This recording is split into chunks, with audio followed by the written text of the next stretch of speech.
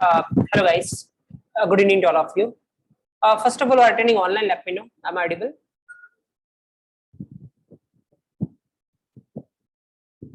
Yeah, let me know in the chat section. Am I audible? Okay, fine then. Let's begin with the session. 1 second here.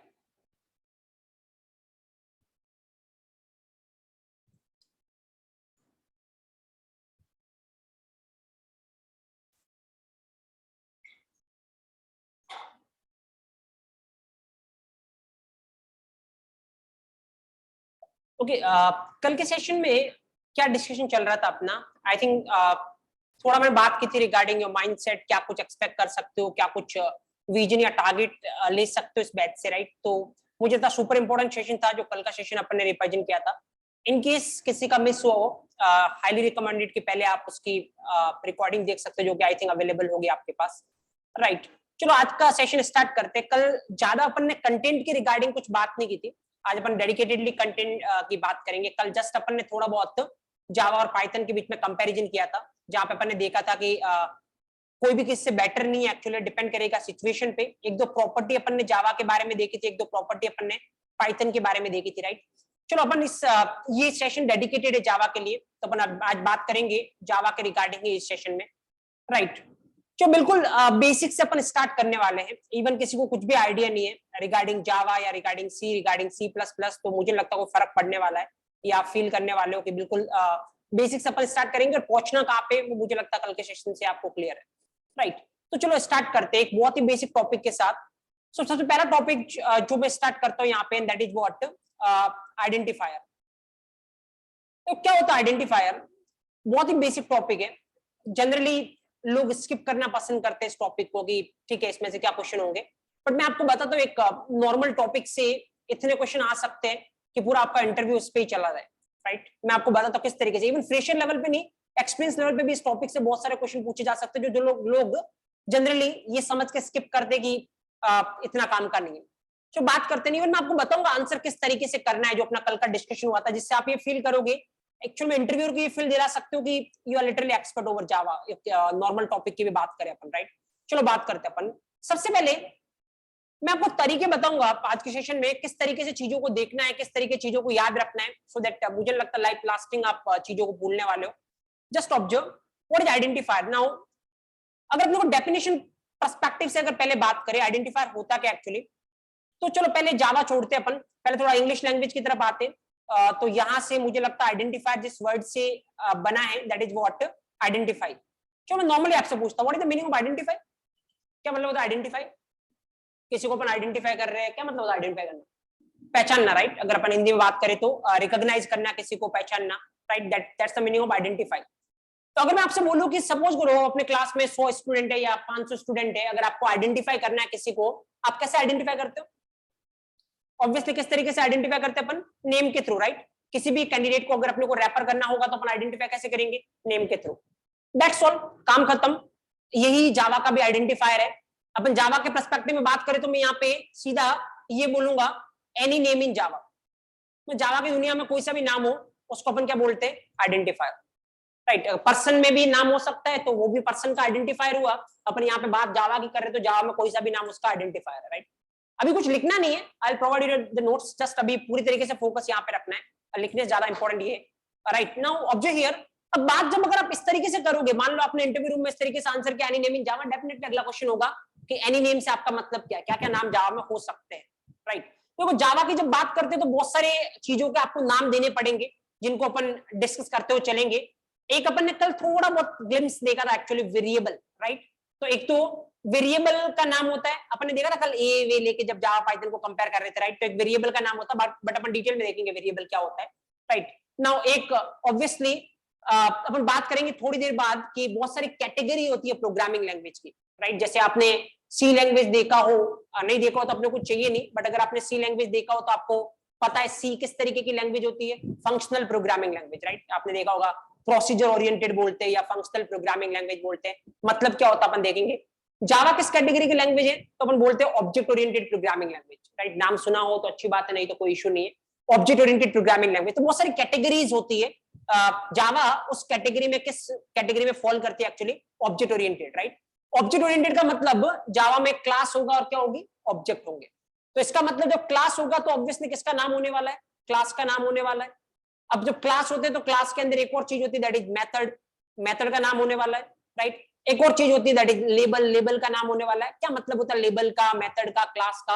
ये अपन बाद में discuss करेंगे। अभी के लिए अपना discussion point class, variable, method या लेबल नहीं है। अभी के लिए अपना डिस्कशन पॉइंट क्या है? Identifier, right? सो जस्ट मैं ये इसलिए बता रहा हूं क्योंकि आप इस तरीके से आंसर दोगे any name in Java is known as identifier, तो फिर अगले क्वेश्चन के लिए टैकल रहने, अगले क्वेश्चन के लिए आपको प्रिपेयर रहने की रिक्वायरमेंट है कि जावा की दुनिया में एनी नेम का मतलब क्या होता है। तो ये बहुत सारी चीजें होती है, राइट? अब देखो आगे किस तरीके से अपने चीज को लिंक करते हैं, समझ लो। देखो मैं पूरा रियल टाइम से आप लिंक करो, आपको चीजें याद रखने में कभी प्रॉब्लम नहीं होगी। चलो अपन अब इसको एक इस तरीके से लिंक करते हैं। सपोज करो अगेन अपन आते हैं, अपन रियल वर्ल्ड में आते हैं जहां पे बहुत सारे लोग रह रहे रियल वर्ल्ड में, राइट? अगर मान लो सपोज करो किसी पर्सन का नाम देना है, मान लो कोई चाइल्ड हुआ, राइट? तो चाइल्ड होते उसका क्या देते हैं? ऑब्वियसली थोड़ा टाइम में उसका नाम देते हैं, नाम रखते हैं ऑब्वियसली। तो सपोज वो चाइल्ड हुआ, तो जब उसका नाम रखने की बात आएगी, क्योंकि उसको कोई ना कोई आइडेंटिटी देनी है जिससे ऑब्वियसली उसको कोई भी कॉल कर सके, ऑल राइट? तो जैसे उसको आइडेंटिटी देने की बात आती है, नाम देने की बात आती है, तो क्या कुछ रूल्स और रेगुलेशन आपको फॉलो करने पड़ते हैं या फिर आप कुछ भी नाम दे सकते हो? अब देखो कुछ भी नाम अगर दे सकते हो तो फिर एक काम करना, अभी अब की बार कोई आसपास हो या फिर इन फ्यूचर आपका कोई हो चाइल्ड, तो फिर आप उसको नाम देना कुछ भी, कैट देना, डॉग देना, है ना? तो मुझे लगता तभी तो कुछ नहीं बोलेगा वो, क्योंकि बहुत छोटा होगा। तो थोड़ा बड़ा होने के बाद आपको बताएगा वेदर वो नाम सही था या नहीं था, राइट? तो ऑब्वियसली मतलब मैं ये बोल रहा हूं आपको कि कुछ भी नाम आप नहीं दे सकते, राइट? इवन अपन रियल वर्ल्ड में बात करें तो जब भी आप नाम देने जाओगे किसी का भी, तो थोड़ा कुछ प्रोटोकॉल होते हैं जिसको फॉलो करने की रिक्वायरमेंट होगी, राइट? आप जिस सोसाइटी में रह रहे हो उसका थोड़ा सराउंडिंग ऑब्जर्व करोगे, थोड़ा प्रोटोकॉल की आपकी फैमिली में क्या चलता आ रहा है उसके अकॉर्डिंग आप उसका नाम देना प्रेफर करोगे, राइट? तो इवन रियल वर्ल्ड में भी जब भी कभी कोई नाम देने की बात आती है अपन कुछ रूल्स एंड रेगुलेशन फॉलो करते हैं। सेम हियर, जब जावा में भी कुछ भी नाम देने की बात आएगी, जैसे वेरिएबल को नाम देना है, क्लास को देना है, मेथड को देना है या लेबल को देना है, तो कुछ प्रोटोकॉल्स है जिनको आपको फॉलो करना पड़ेगा। तो अगला सवाल ये आता है कि वो प्रोटोकॉल्स कौन कौन से, राइट? तो चलो अपन बात करते थोड़ी प्रोटोकॉल्स की। अभी कुछ भी नहीं लिखना है, खाली यहाँ पे देखने की रिक्वायरमेंट है पूरी तरीके से आपको। सो देन अपन यहाँ पे देखते हैं rules for Java identifier, right? And मैं यहाँ पे बताऊंगा देखो इवन कितने तरीके से इंटरव्यूअर आपको जज कर सकता है यहाँ पे, और किस तरीके से आप ये प्रूव कर सकते हो कि literally expert over this thing. अभी अपन एक चीज की बात करेंगे, what are the rules of Java identifier, right? Java में अगर आपको आइडेंटिफायर मतलब किसी का नाम देना है तो क्या रूल्स एंड रेगुलेशन आपको फॉलो करने हैं? मल्टीपल रूल्स एंड रेगुलेशन है, समझने की ट्राई करते हैं। पहला रूल जो जावा ने इंप्लीमेंट कर रखा है वो ये कि जब भी आप किसी आइडेंटिफायर को जावा में नाम दे रहे हो तो फिर जो आप कैरेक्टर्स यूज करोगे वो इनमें से ही होना चाहिए। या तो वो character small a to small z हो, या वो character capital A to capital Z हो, या वो कैरेक्टर 0 to 9 हो, या वो कैरेक्टर डॉलर हो, या वो character underscore, right? This is not dash, this underscore. ये कैटेगरी है, इनमें से ही आप कुछ यूज कर सकते हो। इसके बाहर अगर आप कुछ यूज करने जाओगे ना तो डेफिनेटली जावा आपको एरर देने वाला है, क्योंकि इसका प्रोटोकॉल नंबर फर्स्ट आपने क्या कर दिया? फेल कर दिया, राइट? नाउ ऑब्जेक्ट हियर, मतलब जैसे मैं आपको बताता हूं, देखो मान लो वेरिएबल कैसे बनाते हैं, कल मैंने थोड़ा बहुत आपको हिंट दिया था इसलिए मैं डायरेक्ट लिख रहा हूं, बट थोड़ी देर बाद अपन इस पे भी डिटेल डिस्कस करेंगे। जैसे इंट, क्योंकि जावा में आपको क्या बताना पड़ेगा? Data type. कल का सेशन थोड़ा याद आ रहा हो तो जावा किस तरीके की लैंग्वेज थी? हाँ, पाइथन से कंपेयर किया था, दो टाइप अपन ने देखे थे, स्टैटिक टाइप और डायनेमिक टाइप। तो जावा किस कैटेगरी की थी? Static type. स्टैटिक टाइप मतलब आपको ये बताना पड़ेगा कि वेरिएबल किस तरीके की वैल्यू को होल्ड करेगा, राइट? तो अपन ने ये बताया, और समझ में वेरिएबल का नाम यहाँ पे लिख रहा हूं, देखो कल जैसे मैंने ये लिखा था, मैं ये लिख रहा हूं ए, इज इट करेक्ट? ये वेरिएबल का नाम है, और किसी का भी नाम क्या होगा? आइडेंटिफायर। तो इसको आइडेंटिफायर का रूल्स एंड रेगुलेशन क्या करने पड़ेंगे? फॉलो करने पड़ेंगे। तो क्या ये फॉलो कर रहा है? देखो ए है, तो क्या इस कैटेगरी में ए कहीं भी आ रहा है? यस, तो दैट इज फाइन, कोई दिक्कत नहीं है। जब आप इस प्रोग्राम को चलाओगे तो कोई इश्यू आपको आने वाला है नहीं, राइट? अब देखो यहाँ पे अगर मैं अगला लिखूं, सपोज करो इंट, और मैं लिखता हूं A Z P equal to 20, right? Is there any issue? अभी भी कोई इशू नहीं है, क्योंकि सब कुछ प्रॉपर है, कोई फर्क पड़ नहीं रहा है। ये भी देखो इस कैटेगरी में आ रहा है, जेड भी इस कैटेगरी में आ रहा है, पी भी इस कैटेगरी में आ रहा है, तो अगेन दैट इज फाइन, कोई एरर यहाँ पे आने वाली नहीं है, राइट? अगला मान लो मैं लिखने जाता हूं इंट, एंड देन मैं लिखता हूं सपोज करो a and dollar equal to 30, is it fine? Again it is fine. Again ऐसा मत समझना कि हमेशा मैं ए से स्टार्ट कर रहा हूं, तो जस्ट कुछ कहीं से भी स्टार्ट करो, कोई फर्क नहीं पड़ रहा आपको। Let's say B dollar, right? तो that is fine, yes fine. But अब अगर मैं इस तरीके से लिखने की ट्राई करूं, अगर इसको int let's say b @= 40 is it fine? No, उसको चलाते ही आपको 100% क्या मिलने वाली है? एरर मिलने वाली है। राइट, एक चीज मैं पहले दिन से क्लियर करता हूं, और ये भी एक बहुत बड़ा डिफरेंस है जावा और पाइथन में।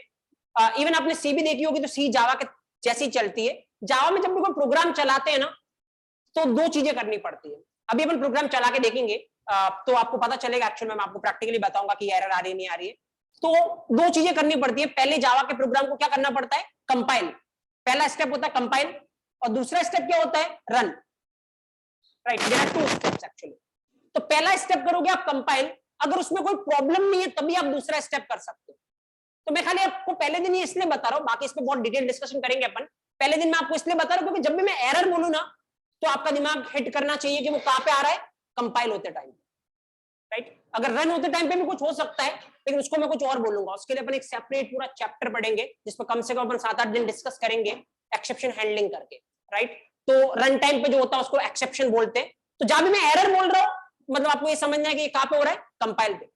राइट, पाइथन में कंपाइल का सीन नहीं होता, वहां पे डायरेक्ट आपका प्रोग्राम चलता है, तो उसमें कुछ अलग तरीके से होता है। वो पाइथन के सेशन में अपन डिस्कस करेंगे, बट यहाँ पे मैं आपको खाली अभी खाली हिंट दे रहा हूँ कैसा कुछ होता है। डिटेल डिस्कशन अपन बाद में करेंगे। तो एरर मतलब ये कहां पे एरर आने वाली है? जब इस प्रोग्राम को क्या करोगे आप? कंपाइल करोगे। राइट, तो that is the rule number first. तो जब भी अगर आप किसी का नाम दे रहे हो, तो थोड़ा प्रोटोकॉल्स आपको फॉलो करने की रिक्वायरमेंट है। पहला प्रोटोकॉल ये है। अब वो पहले प्रोटोकॉल पे इतने क्वेश्चन नहीं बनने वाले, क्योंकि याद रखने वाली चीज है, कुछ ज्यादा समझने वाली चीज नहीं है, लॉजिकल चीज नहीं है यहाँ पे, तो इतने क्वेश्चन बनते भी नहीं है। बट अभी मैं आपको थोड़ी देर में वो लॉजिकल जो क्वेश्चन बन सकते हैं उसकी बात करेंगे अपन। बट यह ध्यान रखने वाली बात है ये। सेकंड, एक और चीज मैं आपको बताता हूँ। पहले सेकंड प्रोटोकॉल पे चलते हैं, एक और सेकंड रूल पे चलते हैं। सेकंड प्रोटोकॉल ये है, जब आप जावा में आइडेंटिफायर के रिगार्डिंग बात करते हैं, सेकंड प्रोटोकॉल आपको ध्यान रखना है कि जब भी किसी आइडेंटिफायर का नाम आप लिखते हो ना, तो जैसे अभी अपन ने थोड़ी देर पहले देखा था, क्या क्या कैरेक्टर आप यूज कर सकते हो? A to Z, 0 to 9, dollar and underscore. ध्यान ये देना है कि जो एक कैटेगरी आपको दिख रही है ना 0 to 9, इसको आप यूज तो कर सकते हो, लेकिन इससे स्टार्ट नहीं कर सकते आप। राइट, सो मतलब डिजिट के साथ आप स्टार्ट नहीं कर सकते, किसी का नाम आप डिजिट के साथ स्टार्ट नहीं कर सकते। फाइन, अब जैसे देखो, मान लो आपने ऐसा लिखने की ट्राई की, इंट, मान लो यहाँ पे लिखा 9 A = 10, या दूसरा आपने लिखा इंट A9 = 20 सपोज। राइट, ये नाम दिया आपने वेरिएबल का, यहाँ पे वेरिएबल का नाम 9 है, यहाँ पे वेरिएबल का नाम क्या है? A9। राइट, देखो पहले वाला तो 100% एरर आने वाली जब भी आप चलाओगे, दूसरे वाला चल जाएगा, कोई दिक्कत है नहीं। तो डिजिट अलाउ है, लेकिन डिजिट के साथ स्टार्ट नहीं कर सकते। अगेन मैं पहले दिन जो मैंने कल सेशन लिया था, मैं आज वापस उस पर आ रहा हूँ, और मैं आपको ये बोल रहा हूँ, अगर वो लेवल अचीव करना है जिसके रिगार्डिंग मैं कल बात कर रहा था, एक चीज का ध्यान रखना, और वो चीज सबसे ज्यादा इंपॉर्टेंट है, if you want to be expert in anything, and that is this. Fine, अगर हर एक मोमेंट पे आपके दिमाग में ये वाई पॉपअप हो रहा है, then that's a good thing. Right, तो उसका मतलब आप क्यूरियस हो चीजों को लेके, आप जानना चाहते हो कि इंटरनली क्या हो रहा है। Right, and that's the thing जो आपको दूसरों से डिफरेंट करेगा, क्योंकि रटने में कोई भी रट लेगा कि डिजिट से स्टार्ट नहीं होना चाहिए। मुझे लगता है ये बहुत इजी चीज है, बट अगर मैं बोलूं क्यों नहीं होना चाहिए, ऐसा क्यों कर रखा है, राइट, ये दिमाग में आना चाहिए कि ऐसा ऐसा बनाने के पीछे क्या लॉजिक है, कुछ तो उन्होंने सोचा होगा कि भाई ऐसा क्यों नहीं करना चाहिए। राइट, कुछ तो बात होगी। तो एक्चुअली मैं आपको इसका रीजन देता हूं, और ध्यान रखना जब तक ये पॉपअप नहीं हो रहा, मतलब इशू वाली बात है। और जनरली मैं आपको कल बता रहा था, दिक्कत ये है, स्टूडेंट लाइफ बहुत सारे क्वेश्चन करिए, बहुत सारे डाउट करिए आप, बहुत सारे डाउट जितने ज्यादा आएंगे उतना बेटर है, और जितने ज्यादा डाउट करोगे उतना जो सामने आपका जो मेंटर है उसको भी लगेगा एक्चुअली कि हाँ, क्राउड थोड़ा इंटरेक्टिव है, सोचना पड़ेगा, समझना पड़ेगा। मुझे तो एक बहुत बड़ा रीजन है वो आप लोग ही होते कि कोई भी आके स्टेज पे खड़ा होकर आपको पढ़ाने लग जाए। राइट, क्योंकि किसी को कोई डर नहीं है, क्यों? क्योंकि उनको पता आपके पास कोई डाउट है नहीं, जो प्रिपेयर करके आया वो बोलना है। राइट, बट जैसे मैंने आपको कल बोला था, एक गोल्डन अपॉर्चुनिटी है, डाउट आप लाए, बहुत बड़ा फायदा है। मैंने कल भी आपको बोला था कि कोई सा भी डाउट जिसका मैंने आंसर नहीं किया, मैंने बहुत बड़ा कुछ अनाउंस किया था, मुझे लगता अच्छा ऑप्शन है, और एज लॉन्ग एज आपकी क्यूरियोसिटी भी आप इंक्रीज कर सकते हो। मैं आपको आंसर देता हूं, बहुत सिंपल सा लॉजिक है, ऐसा क्यों कर रखा है, जस्ट टू अवॉइड कंफ्यूजन। क्योंकि पता, जब कंपाइलर आपके प्रोग्राम को कंपाइल करता है ना, तो वो जैसे ही पहले नंबर देखेगा, वो इसको ऐसे मानने लग जाता है कि ये कोई नंबर होगा एक्चुअली। राइट, ये मैथमेटिक्स का कोई नंबर होगा, बट देन उसको पीछे देखना पड़ेगा, फिर पता चलेगा this is not a number, इसको आप एज क्या यूज कर रहे हो? आइडेंटिफायर यूज कर रहे हो। That's the problem. तो ये छोटा सा कंफ्यूजन अवॉइड करने के लिए इन्होंने क्या कर दिया कि भाई नंबर से स्टार्ट नहीं हो सकता। तो अगर अब इसको अगर स्टडी करोगे तो पहले ए है तो ये तो नंबर तो हो ही नहीं सकता, तो इसका मतलब इसके बाद वाला 9 क्या यूज होने वाला है, आइडेंटिफायर यूज होने वाला, right. Just to avoid confusion ऐसा ये इन्होंने कर रखा है कि जो आइडेंटिफायर है वो कहां से स्टार्ट नहीं होना चाहिए, डिजिट से स्टार्ट नहीं होना चाहिए। बाकी कोई ऐसा कोई टेक्निकल लॉजिक नहीं है इसके पीछे, but just to avoid confusion, right. Actually 2 rule है, दोनों के दोनों इतना कोई वो नहीं है, जस्ट ध्यान रखने वाला रूल है। मैं आता हूँ रूल नंबर 3 पे। And again the critical thing, इस पे मैं जो बता रहा हूँ उस तरीके से आप आंसर करना। मुझे लगता है एक क्वेश्चन सफिशिएंट है सामने वाले के लिए, आपको जज करने के लिए कि आप किस लेवल पे ट्रेंड हो या आप किस लेवल पे सोचते हो रिगार्डिंग थिंग्स, राइट। जो तीसरी चीज की बात करता हूं, मैं थोड़ा पहले आपसे इंटरेक्ट करूंगा इसमें। जैसे मान लो आइडेंटिफायर लिखते हैं, आइडेंटिफायर मतलब किसी का भी नाम, राइट। मान लो मैं किसी का नाम लिखता हूं, सपोज एक वेरिएबल का नाम लेना मेरे को, मेरे पास बहुत सारे ऑप्शन है, जैसे मैं इस तरीके से लिख रहा हूँ A B C D E dot dot, बहुत सारा कुछ लिखा, जेड, फिर A Q R S, right, dot dot equal to, last में जेड इक्वल टू 100। सपोज ये इतना बड़ा मैंने वेरिएबल का नाम लिखा, right, this is the name of variable, इतना बड़ा नाम है ये। एंड सपोज लेट्स से कि ये 100 कैरेक्टर है, बीच में मैंने डेस्टिनेशन लगा रखा, वो 100 कैरेक्टर है एक्चुअली, तो ये मान लो 100 कैरेक्टर लंबा आपने नाम लिखा, राइट। तो मेरे को एक बात बताओ, क्या कोई लिमिटेशन है क्या जावा में, अगर आपको पता है तो, कि इतना बड़ा ही आप आइडेंटिफायर का नाम लिख सकते हो, इससे बड़ा आप नहीं लिख सकते हो? Is there any limitation? चलो जावा छोड़े, आप मेरे को सी बताएगा, थोड़ा बहुत पता हो आपको तो। अगर नहीं पता तो कुछ नहीं, मैं पता है तो जस्ट कंपेयर कर रहा हूँ। अगर आपको सी के बारे में पता हो तो बताए मेरे को कि कोई रिस्ट्रिक्शन है वहां पे कि इतना बड़ा नाम होना चाहिए, इतना छोटा नाम होना चाहिए, ऐसा कुछ? देखो अगर बात करोगे सी लैंग्वेज की, definitely there is a restriction. वहां पे एक रिस्ट्रिक्शन है कि 32 कैरेक्टर से बड़ा नाम नहीं हो सकता। अब जब भी आइडेंटिफायर लिखते हो, देखो अगेन आइडेंटिफायर किसी पर्टिकुलर लैंग्वेज से बिलोंग नहीं करता है, कि ऐसा नहीं कि मैं जावा पढ़ा रहा हूं तो जावा में आइडेंटिफायर होता, नहीं। पाइथन में भी किसी का नाम है उसको क्या बोलोगे, आइडेंटिफायर। अब जैसे वेरिएबल जावा में होता है, वेरिएबल कहां पे होता है, पाइथन में भी होता है, वेरिएबल कहां पे होता है, सी में भी होता है, सी प्लस प्लस में भी होता है, सब जगह उनको क्या बोलेंगे, आइडेंटिफायर ही बोलेंगे। सी लैंग्वेज की बात करते हैं तो वहां पे रिस्ट्रिक्शन है, कितना, 32 कैरेक्टर्स का। तो आप 32 कैरेक्टर से बड़ा आइडेंटिफायर का नाम नहीं ले सकते। तो क्या होगा अगर मैंने लेने की ट्राई की, अगर आपने सी में लेने की ट्राई की 32 कैरेक्टर से बड़ा नाम, तो कुछ नहीं करेगा सी, आपके खाली जो स्टार्टिंग के 32 कैरेक्टर है ना उसी को कंसीडर करेगा, बाकी जो पीछे आपने लिख रखा उसको जस्ट क्या कर देगा, इग्नोर कर देगा। कोई एरर नहीं देगा सी आपका, लेकिन जब आगे 32 कैरेक्टर लिखा उसी को कंसीडर करेगा, बाद में ऑटोमेटिक वो क्या कर देगा, उसको इग्नोर कर देगा। तो कमिंग टू जावा, तो फिर एक क्वेश्चन बनता अगर अपन यहाँ पे कंपेयर करें तो फिर क्या जावा में कोई लिमिटेशन है क्या, कि इतना बड़ा लिख सकते, इतना छोटा लिख सकते? तो सिंपल सा आंसर मैं आपको ये करूंगा, देयर इज नो लिमिटेशन। आप कितना भी बड़ा नाम जावा में लिख सकते हो, कोई लिमिटेशन है नहीं, राइट। बट सवाल अगेन फिर मेरा ये आता है, अब देखो अब मैं थोड़ा इसको टिल्ट करता हूं।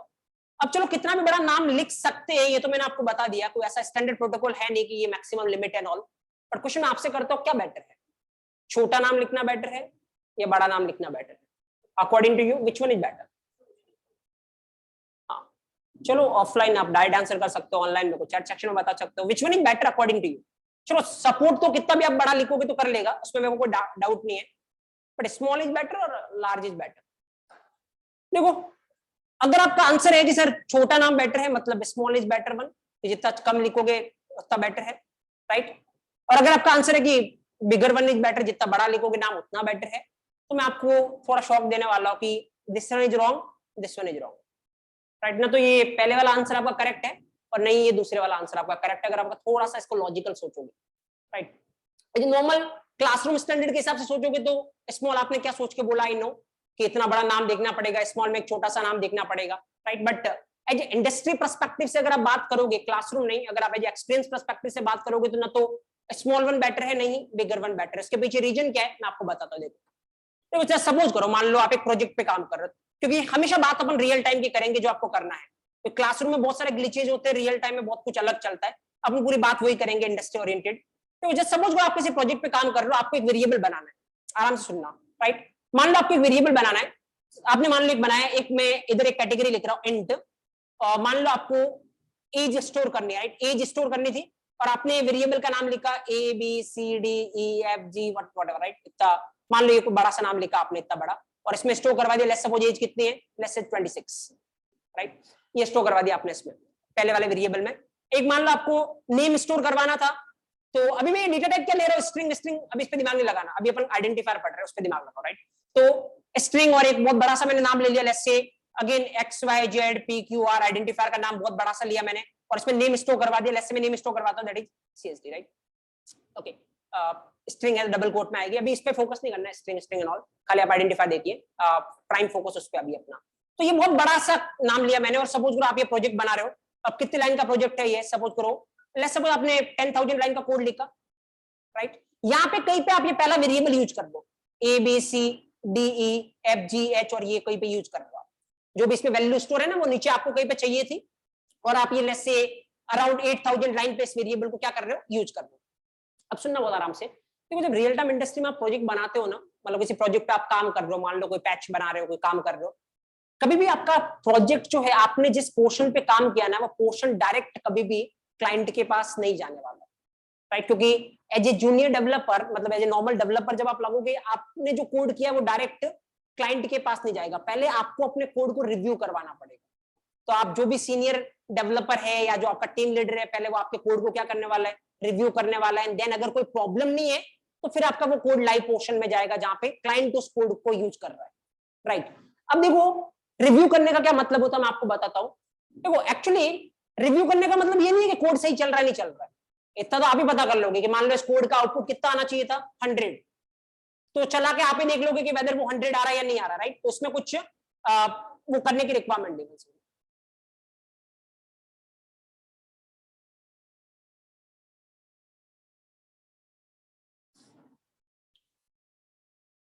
यस, तो इसमें आपको कुछ वो करने की रिक्वायरमेंट नहीं है, ये तो आप ही बता दोगे कि एक्चुअली इसका आउटपुट अगर 100 आ रहा है मतलब जो कोड आपने लिखा वो सही है, अगर 100 नहीं आ रहा तो जो कोड आपने लिखा वो गलत है, राइट। बट रिव्यू करने का मतलब एक्चुअली होता है कि जो कोड आपने लिखा वो इंडस्ट्री स्टैंडर्ड को फॉलो कर रहा है या नहीं कर रहा है, राइट। तो जैसे रिव्यू करना आएगा, मतलब जो आपने कोड लिखा वो सही है या नहीं, सही इन द सेंस की मतलब क्या इससे बेटर कोड हो सकता था, एफिशिएंट कोड हो सकता था जो चलने में कम टाइम ले एंड ऑल, राइट। क्योंकि खाली कोड लिखना मैटर नहीं करता, मान लो आपने कोड लिखा है जो चलने में 5 सेकंड लगा रहा, एक कोड लिखा जो चलने में 1 सेकंड लगा रहा, तो विच one is better, 1 second, result दोनों ही 100 दे रहे, right, but that doesn't matter actually.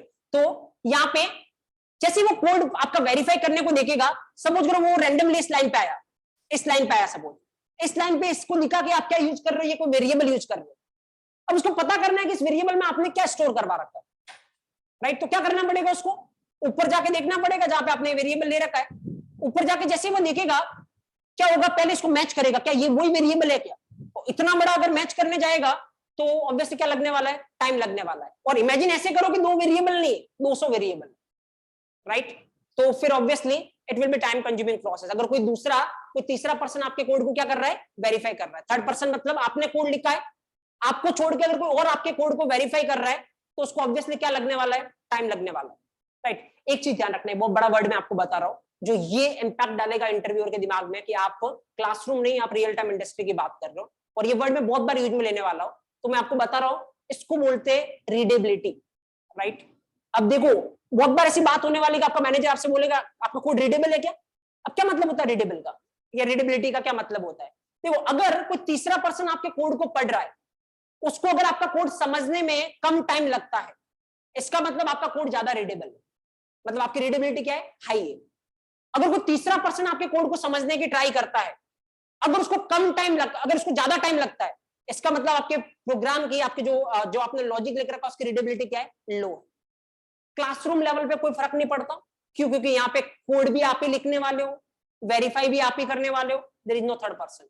But industry level पे इसका बहुत बड़ा इंपैक्ट है, क्योंकि वहां पे पूरी टीम में काम करोगे आप, एक प्रोजेक्ट में 50 लोग काम कर रहे हैं, अब जब 50 लोग काम कर रहे हैं तो दूसरे के कोड को आपको देखना पड़ेगा, आपके कोड को दूसरे को देखना पड़ेगा, क्योंकि there is a dependency, right, क्योंकि सब मिलकर एक ही प्रोजेक्ट पे काम कर रहे हैं।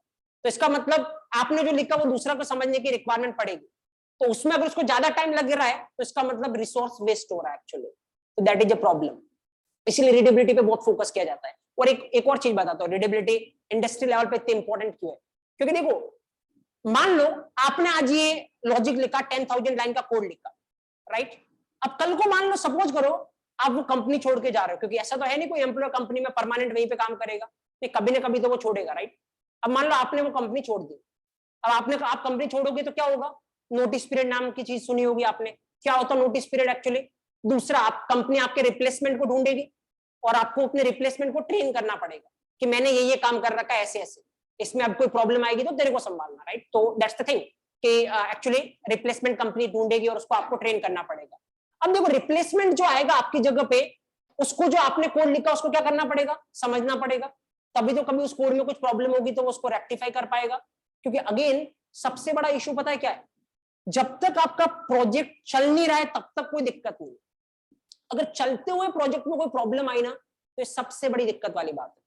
मैं आपको एक हिंट देता हूं, जैसे देखो सपोज करो Amazon.com आप साइट चला रहे हो, राइट, तो वो साइट अभी चल रही है, उसका प्रोजेक्ट चल रहा है, सब कुछ प्रॉपर वर्क कर रहा है।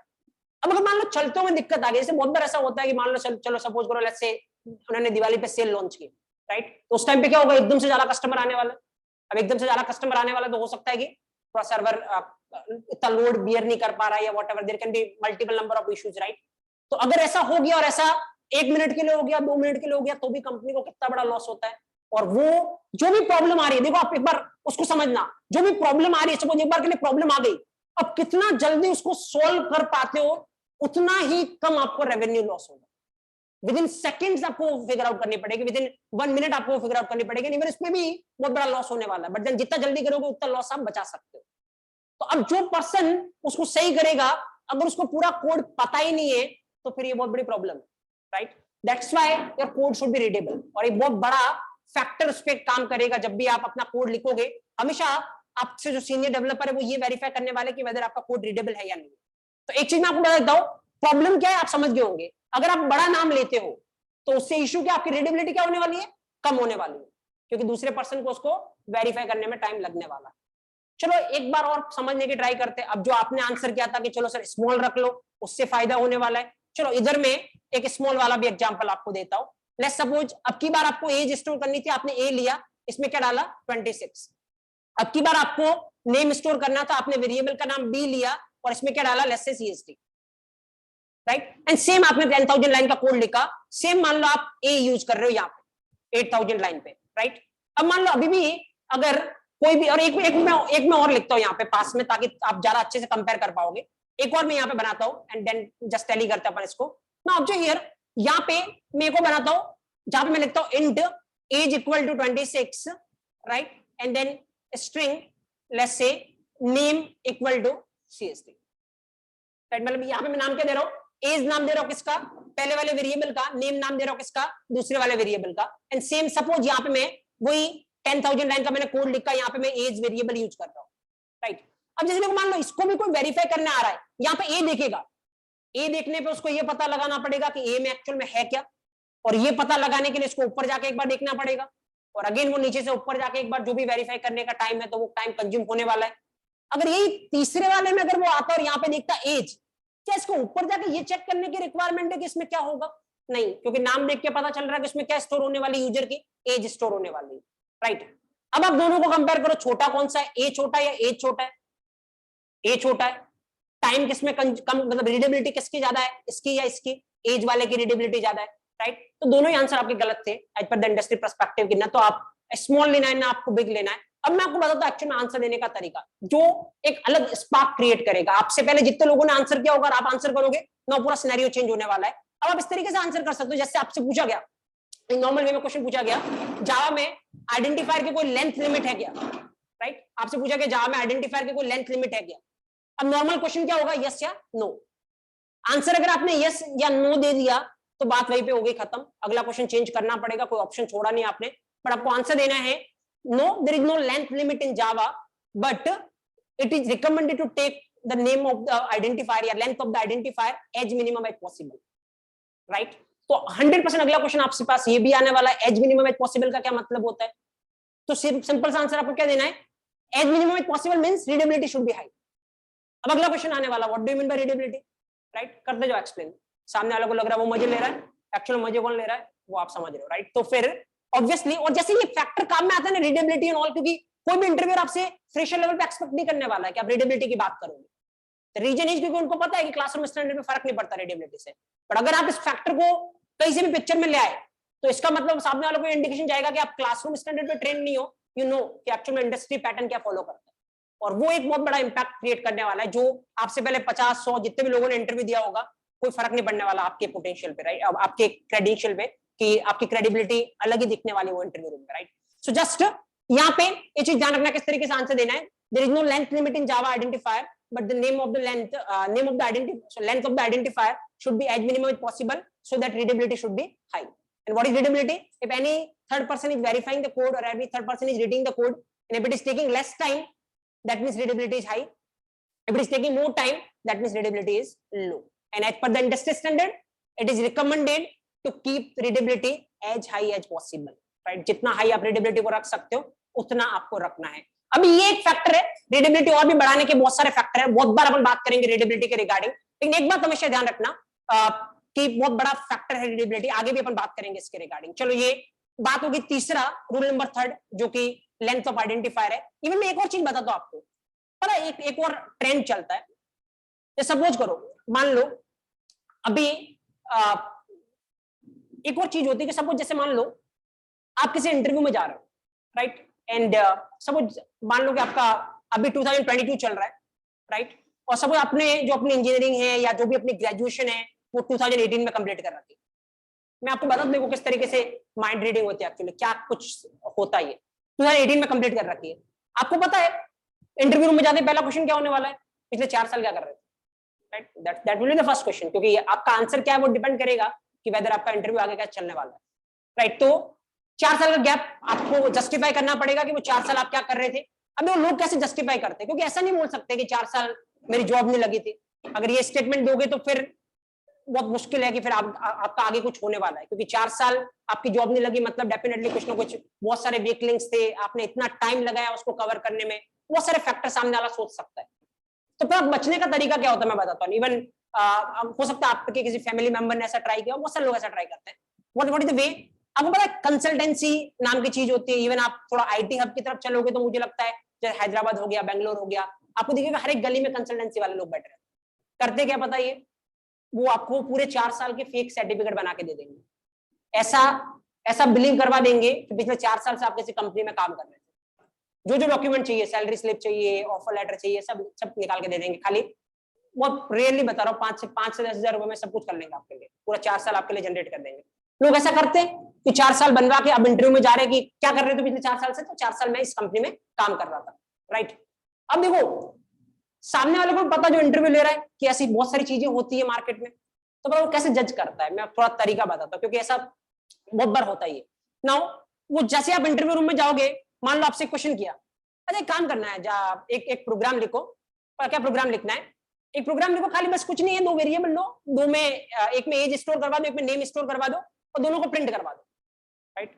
अब इमेजिन कि 4 साल से आप जावा पढ़ रहे हो, इंटरव्यू में जाके किसी ने आपसे पूछा कि 2 वेरिएबल लो और खाली उसको प्रिंट करवा दो, वो मजा आ जाएगा, राइट, क्योंकि इतना सिंपल पूछा है. तो क्या करोगे पता, within blink of eye सामने वाला क्या लिखने लगता है, int equal to 20 string b equal to जो भी नाम है, राइट, जैसे xyz, एंड देन प्रिंट करवाने के लिए जावा में क्या होता है, system dot out println a, system dot out println b, खत्म. 4 लाइन कोड खत्म, सर हो गया, राइट. अब पता कितना टाइम लगा होगा, मुश्किल से उसको मुझे लगता है 10 सेकंड से ज्यादा टाइम नहीं लगने वाला है कोड टाइप करने में, क्योंकि पिछले 4 साल से वो ये टाइम पास कर रहा है, राइट, और इसमें कुछ है ही नहीं. पर उसको कितना टाइम लगा कोड टाइप करने में, 10 सेकंड. पर सामने वाला कितना टाइम लगेगा ये बोलने में कि हो गया आपका interview, 1 second, right.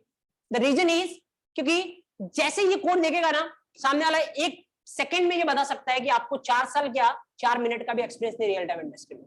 The reason is अगर आपको एक 4 मिनट का भी एक्सपीरियंस होता ना, you will never going to do this thing कि वेरिएबल का नाम आप ए ले रहे हो, बी ले रहे हो, राइट. ये नहीं करने वाला आप, क्योंकि आपको पता होगा कि ऐसा करने से रीडेबिलिटी क्या होगी, डाउन होगी, राइट. आप डेफिनेटली यहाँ पे इफ यू हैविंग एक्सपीरियंस, आप यहाँ पे एज लिखने वाला, आप यहाँ पे ये नेम लिखने वाला, इसमें कोई डाउट ही नहीं, राइट. तो क्वेश्चन वो कोड आप लिख पा रहे हैं नहीं लिख पा रहे, उसके लिए क्वेश्चन था ही नहीं उसका, और ये जस्टिफाई करना चाहता था कि रियली में आपको एक्सपीरियंस है या नहीं. क्योंकि जहां भी आप ट्रेनिंग लोगे, जहां भी आप करोगे क्लासरूम पे, आप कोड तो ऐसे ही लिखोगे, ए लोगे, बी लोगे, सी लोगे, right. Don't do this thing. पहले दिन से अभी तक तो कुछ कंटेंट मैंने स्टार्ट ही नहीं किया है, बट मैं आपको बोल रहा हूँ, अगर इंडस्ट्री पर्सपेक्टिव से सोचना है, थिंक कि आपका कोड दूसरा कितनी इजीली पढ़ सकता है, right. That's the main thing matters. So actually ये ए बी आज तक आप ट्राई करते आए हो, भले आपने सी लैंग्वेज या कुछ भी देखा है, डोंट डू दिस थिंग. इस तरीके से करना ही नहीं है. पूरे जब तक सेशन चले बिल्कुल अपने को उसको इंडस्ट्री टच देना, तो we will never going to do this thing, right. So चलते बन आगे, कितना मैटर करता है रीडेबिलिटी में आपको वो बता रहा था जस्ट. रूल नंबर 4 की तरफ चलते हैं. What is rule number 4? तो 3 रूल. पहला नॉर्मल कौन से कॉम्बिनेशन में से होना चाहिए था, दूसरा क्या था, डिजिट से स्टार्ट नहीं होना चाहिए, तीसरा क्या था, लेंथ लिमिट नहीं है लेकिन कितना होना चाहिए जिससे रीडेबिलिटी हाई हो, right. Okay, number 4th one consider करते हैं अपन. What is 4th one? चलो फोर्थ वन देखते हैं अपन। फोर्थ वन ये है तो कुछ वर्ड होते हैं जिनको एक स्पेशल नाम दिया गया है, उसको बोलते हैं रिजर्व वर्ड। तो अगेन मैं आपको बोलता हूं, अगर आपको कल वाला लेवल को अचीव करना है तो चीजों को याद मत करना, इसीलिए मैं हर एक चीज को लिंक करने की ट्राई कर रहा हूं, सब इतने ज्यादा आपको एग्जांपल दे रहा हूं सो दैट वो चीज आपके दिमाग में परमानेंटली फिट हो, क्योंकि याद आप नहीं कर पाओगे। याद करने की ट्राई करोगे, 3 दिन में रिवीजन करना पड़ेगा, 3 दिन नहीं करोगे तो वापस चौथे दिन से वही लगेगा कुछ आता नहीं, राइट। और वो कभी भी उससे आप लेवल अचीव नहीं कर सकते जो अपने को चाहिए ना। ऑब्जेक्ट हियर, जैसे मैं यहाँ पे आपको बात कर रहा हूँ रिजर्व वर्ड की। समझ, आज तक आपने पहले जावा में कभी सुन ही नहीं रखा था कि रिजर्व वर्ड क्या होता है। अभी नोट्स नहीं लिखना, मैं ऑलरेडी बोल चुका हूँ, आई डिक्टेट, अभी चल खाली जस्ट इधर देखना है, एक एक चीज अपन लिखेंगे डाउन। Number 4 reserve word. जब मान लो आपने जावा नहीं देखी है ना, कभी नाम सुना रिजर्व वर्ड, अगर फिर भी मैं आपको पूछूं किसी इंटरव्यू में रिजर्व वर्ड क्या होता है तो आपका आंसर क्या होगा? एक खाली नॉर्मल समझ के आपका आंसर क्या होगा? रिजर्व मतलब क्या होता है? ये रात दिन यूज करते हो आप, बस में रिजर्वेशन करवाते हो, ट्रेन में रिजर्वेशन करवाते हो, what's the meaning of this thing? Fix करना, राइट। रिजर्वेशन मतलब फिक्स करना कि इसको, इस चीज को अपन ने क्या कर दिया है, फिक्स कर दिया, राइट। तो रिजर्व वर्ड का मतलब यहां पर भी वही है। रिजर्व मतलब जावा ने फिक्स कर रखा है कि ये कुछ वर्ड है जो वही काम करने वाले हैं, फिक्स काम करने वाले, इसके अलावा कोई भी काम नहीं करेंगे, राइट। ऐसे बहुत सारे वर्ड होते हैं। मैं एक एग्जांपल देता हूं आपको, क्योंकि आप किसी दूसरी लैंग्वेज से आए तब भी आपने ये देखा होगा, नहीं तो कोई दिक्कत नहीं, अपन एक एक चीज पढ़ने वाले।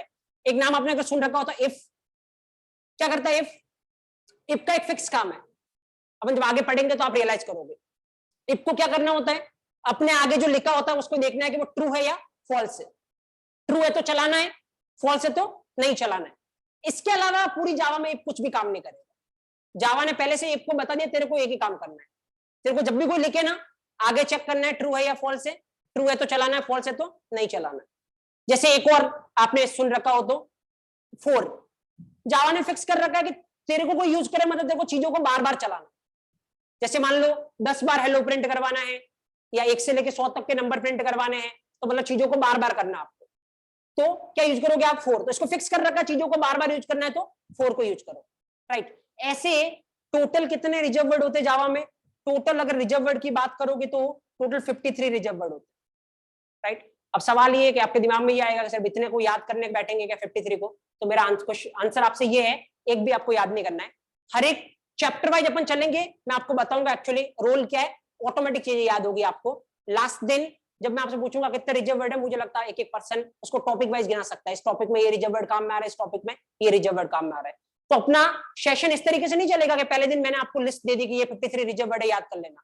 नो, एक्चुअल में आप उसको फील करोगे, याद करोगे तो भूलोगे, फील करोगे तो लॉन्ग लास्टिंग रहेगा। तो अभी खाली मैं आपको ये 1 और 4 भी मैंने इसलिए बताया ताकि मैं आपको एक बार के लिए बताना चाहता हूँ कि रिजर्व वर्ड का मतलब क्या होता है, बाकी डेफिनेटली आपको खुद से याद होंगे, डोंट वरी। नाउ अब देखो क्या मतलब है रिजर्व वर्ड से, एक रूल आइडेंटिफायर में, इसीलिए मैंने थोड़ा सा एक्सप्लेन किया है।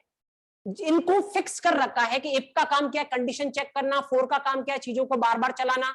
तो अगर आप मान लो ऐसे लिख रहे हो, ऑब्जर्व करना, इंट इफ इक्वल टू 10, देखो सुनना बहुत आराम से, इंट इफ इक्वल टू 10, आप क्या बोल रहे हो इफ को कि तेरे को क्या स्टोर करवाना है, 10 स्टोर करवाना है, फाइन। इफ क्या बोलेगा, भाई मेरे को तो जावा ने बोल रखा है कि तेरे को तो क्या करना है, कंडीशन चेक करवानी, इसके अलावा कुछ नहीं करना है, तो मैं तो नहीं करवाऊंगा 10 स्टोर, राइट, क्योंकि मेरे को पहले से फिक्स कर रखा है, फाइन। तो डेफिनेटली ये नहीं करने वाला, और जब ये नहीं करने वाला तो क्या होगा, एरर देगा, तो देयर विल बी एरर। तो बोल ये रहा हो रिजर्व वर्ड का काम पहले से फिक्स है, इसीलिए आप उनका काम बदल नहीं सकते, राइट। और अगर आपने काम बदलने की ट्राई की तो क्या होने वाला है, एरर आएगी। तो इसका मतलब रिजर्व वर्ड को अपन क्या नहीं बना सकते, आइडेंटिफायर नहीं बना सकते, किसी का नाम नहीं दे सकते। अगेन अगर आपके दिमाग में वाई पॉपअप हो रहा है तो उसका आंसर ये है, सिंपल। अगर आपने ऐसा किया होता कंफ्यूजन होगा। वही सेम बात है, अगर आपने 100 लाइन का कोड लिखा, आपने मान लो कहीं पे इफ यूज किया, तो सामने वाला जो भी आपके कोड को रिव्यू करेगा, इफ देखते ही पहला उसके दिमाग में क्या आएगा, कंडीशन चेक कर रहा होगा, लेकिन उसके बाद उसको पता चलेगा आपने बदल के कितना स्टोर करवा दिया, 10। तो ऑब्वियसली क्या होने वाला है, एक बहुत बड़ा कंफ्यूजन क्रिएट होगा, और कंफ्यूजन क्रिएट होगा तो रीडेबिलिटी क्या होने वाली है, डाउन। देखो हर फैक्टर वहीं पे आकर टिकेगा, जहां पे रीडेबिलिटी डाउन होगा उस चीज को क्या कर रखा है, ब्लॉक कर रखा है। तो फिर रिजर्व वर्ड को आप क्या नहीं बना सकते, आइडेंटिफाई नहीं बना सकते, बनाने की ट्राई करोगे तो क्या आएगी, एरर, फाइन। ये रूल नंबर 4 है। नाउ चलते हैं नेक्स्ट प्रोटोकॉल नंबर 5 के पास। What is protocol number 5? Protocol number 5 बहुत सिंपल है। जावा देखो 2 तरीके की लैंग्वेज होती है, जब भी कोई लैंग्वेज होती है अपन उसको 2 कैटेगरी में डिवाइड कर सकते हैं, एक होता है केस सेंसिटिव और एक होता है केस इनसेंसिटिव, राइट। तो जैसे अगर बात करें अपन कि जावा केस सेंसिटिव कैटेगरी से बिलोंग करता है या केस इनसेंसिटिव कैटेगरी से बिलोंग करता है, right. Case sensitive case insensitive का मतलब क्या होता है मैं आपको बताता हूं। तो केस सेंसिटिव का मतलब क्या होता है, अगर मान लो आपने स्मॉल ए लिखा और कैपिटल ए लिखा, दोनों अगर सेम तरीके से कोई लैंग्वेज ट्रीट करती है कि उसके लिए स्मॉल ए का भी मतलब सेम है और कैपिटल ए का भी मतलब भी सेम है, तो उसको अपन बोलते हैं कि वो लैंग्वेज क्या है, केस इनसेंसिटिव, मतलब उसका केस छोटा है या बड़ा उससे उसको कोई फर्क नहीं पड़ रहा है, राइट। और अगर कोई लैंग्वेज के लिए दोनों अलग अलग है, ये वाला ए अलग है, ये वाला ए अलग है, इसका मतलब केस चेंज करने से उसको फर्क पड़ रहा है, मतलब वो केस को लेके क्या है, सेंसिटिव, तो दैट इज केस सेंसिटिव। तो what about Java, case sensitive category में या इनसेंसिटिव कैटेगरी में? तो डेफिनेटली जावा जो बिलोंग करता है वो केस सेंसिटिव कैटेगरी में बिलोंग करता है, Java case sensitive programming language, right.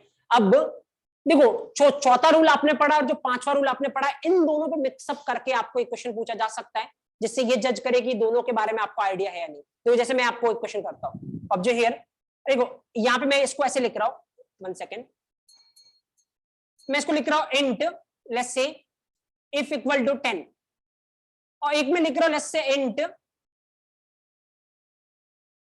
If equal to 10, एक में लिख रहा हूं let's say int if equal to 10, एक में लिख रहा हूं जैसे इंट इफ इक्वल टू 10। चलो 4 मैंने लिखा है, आप मेरे को ये बताए कि चारों में से कौन सा वैलिड है कौन सा इनवैलिड है, कौन सा इनवैलिड है, चारों इनवैलिड है या फिर कोई एक वैलिड है, 3 इनवैलिड है, नंबर दे दो चाहो तो, first second third fourth, first second third and fourth. हाँ अब देखो फर्स्ट वन इज इनवैलिड, ये तो अपन ने थोड़ी देर पहले ही पढ़ा है, बट ये बाकी तीनों वैलिड है, क्योंकि जावा केस सेंसिटिव है। ये मैं आपको एग्जांपल दे रहा हूं कि जावा में स्मॉल आई और स्मॉल एफ वाला जो इफ है उसको उन्होंने रिजर्व कर रखा है, किसके लिए, कंडीशन चेक करने के लिए, और वो कोई दूसरा काम नहीं करेगा, दूसरा करवाने की ट्राई करोगे तो एरर देगा, राइट। लेकिन बाकी केस सेंसिटिव है, तो जैसे ही आपने आई को कैपिटल कर लिया, ये वो वाला नहीं है, ये वाला और ये वाला अलग है दोनों, तो इसको तो आप बना ही सकते हो, ये वाला तो कोई रिजर्व वर्ड नहीं है, इसको तो आप काम में ले ही सकते हो, बिल्कुल ले सकते हो। तो ये तीनों नीचे के वैलिड है, ऊपर वाला जो है वो इनवैलिड है। तो ध्यान रखना जावा केस सेंसिटिव है, तो जो रिजर्व वर्ड या कुछ भी आपने रूल पढ़ा है, अगर केस चेंज करोगे तो उसका इंपैक्ट नहीं रहेगा, क्योंकि केस पे डिपेंड करती है चीजें, राइट। एक लास्ट देखते हैं अपन, एंड अगेन ये भी थोड़ा हायर लेवल का, मैं आपको बताता हूँ, थोड़ा बाद में अच्छे से रियलाइज करोगे, बट अभी भी मैं आपको एक थोड़ा सा हिंट देता हूँ उसके रिगार्डिंग, ताकि फिर आइडेंटिफायर से कोई ऐसा क्वेश्चन हो नहीं जिसका आपके पास आंसर नहीं हो। Now just observe here, number 6 protocol अपन देखते हैं। देखो इतना मैं आपको हिंट दे चुका हूं अभी, और थोड़ी देर में अपन इसको स्टार्ट भी करने वाले हैं कि बहुत सारी कैटेगरी होती है, जावा उनमें से किस कैटेगरी में फॉल करता है, ऑब्जेक्ट ओरिएंटेड प्रोग्रामिंग लैंग्वेज। क्या मतलब होता है ऑब्जेक्ट ओरिएंटेड प्रोग्रामिंग लैंग्वेज का, थोड़ी देर में आप फील करोगे। ऑब्जेक्ट ओरिएंटेड प्रोग्रामिंग लैंग्वेज में क्लास होती है, ऑब्जेक्ट होता है, और उससे क्या बेनिफिट होते हैं, बहुत सारे बेनिफिट। अगर आप क्लास के फॉर्म में काम करोगे, ऑब्जेक्ट के फॉर्म में काम करोगे, आगे चल के अपने को यही डिस्कस करना है, बट अभी के लिए मैं ये बता रहा हूं, जावा ऑब्जेक्ट ओरिएंटेड प्रोग्रामिंग लैंग्वेज है। ऑब्जेक्ट ओरिएंटेड प्रोग्रामिंग लैंग्वेज में आप क्लास लिखते हो, आप क्लास की फॉर्म में काम करते हो, राइट। अब क्लास की फॉर्म में जब काम करते हो ना, अभी अपन क्लास के बारे में डिटेल स्टडी करने वाले हैं, लेकिन अभी मैं आपको जस्ट एक नॉर्मल चीज बता रहा हूं। यहाँ पे 2 तरीके की क्लास होती है, एक कैटेगरी होती है जिसको अपन बोलते हैं प्री डिफाइंड, और एक कैटेगरी होती है जिसको अपन बोलते हैं user defined. There are 2 categories actually. Predefined का मतलब क्या होता है, देखो जावा ने ऑलरेडी पहले से बहुत सारी क्लासेस बना रखी है, जिसको आप अपना काम पढ़ने पे क्या कर सकते हो, यूज कर सकते हो, ताकि आपको एज ए प्रोग्रामर ज्यादा एफर्ट नहीं लगाना पड़े, राइट। उनको बोलते हैं प्री डिफाइंड, जो जावा ने पहले से कर रखी है।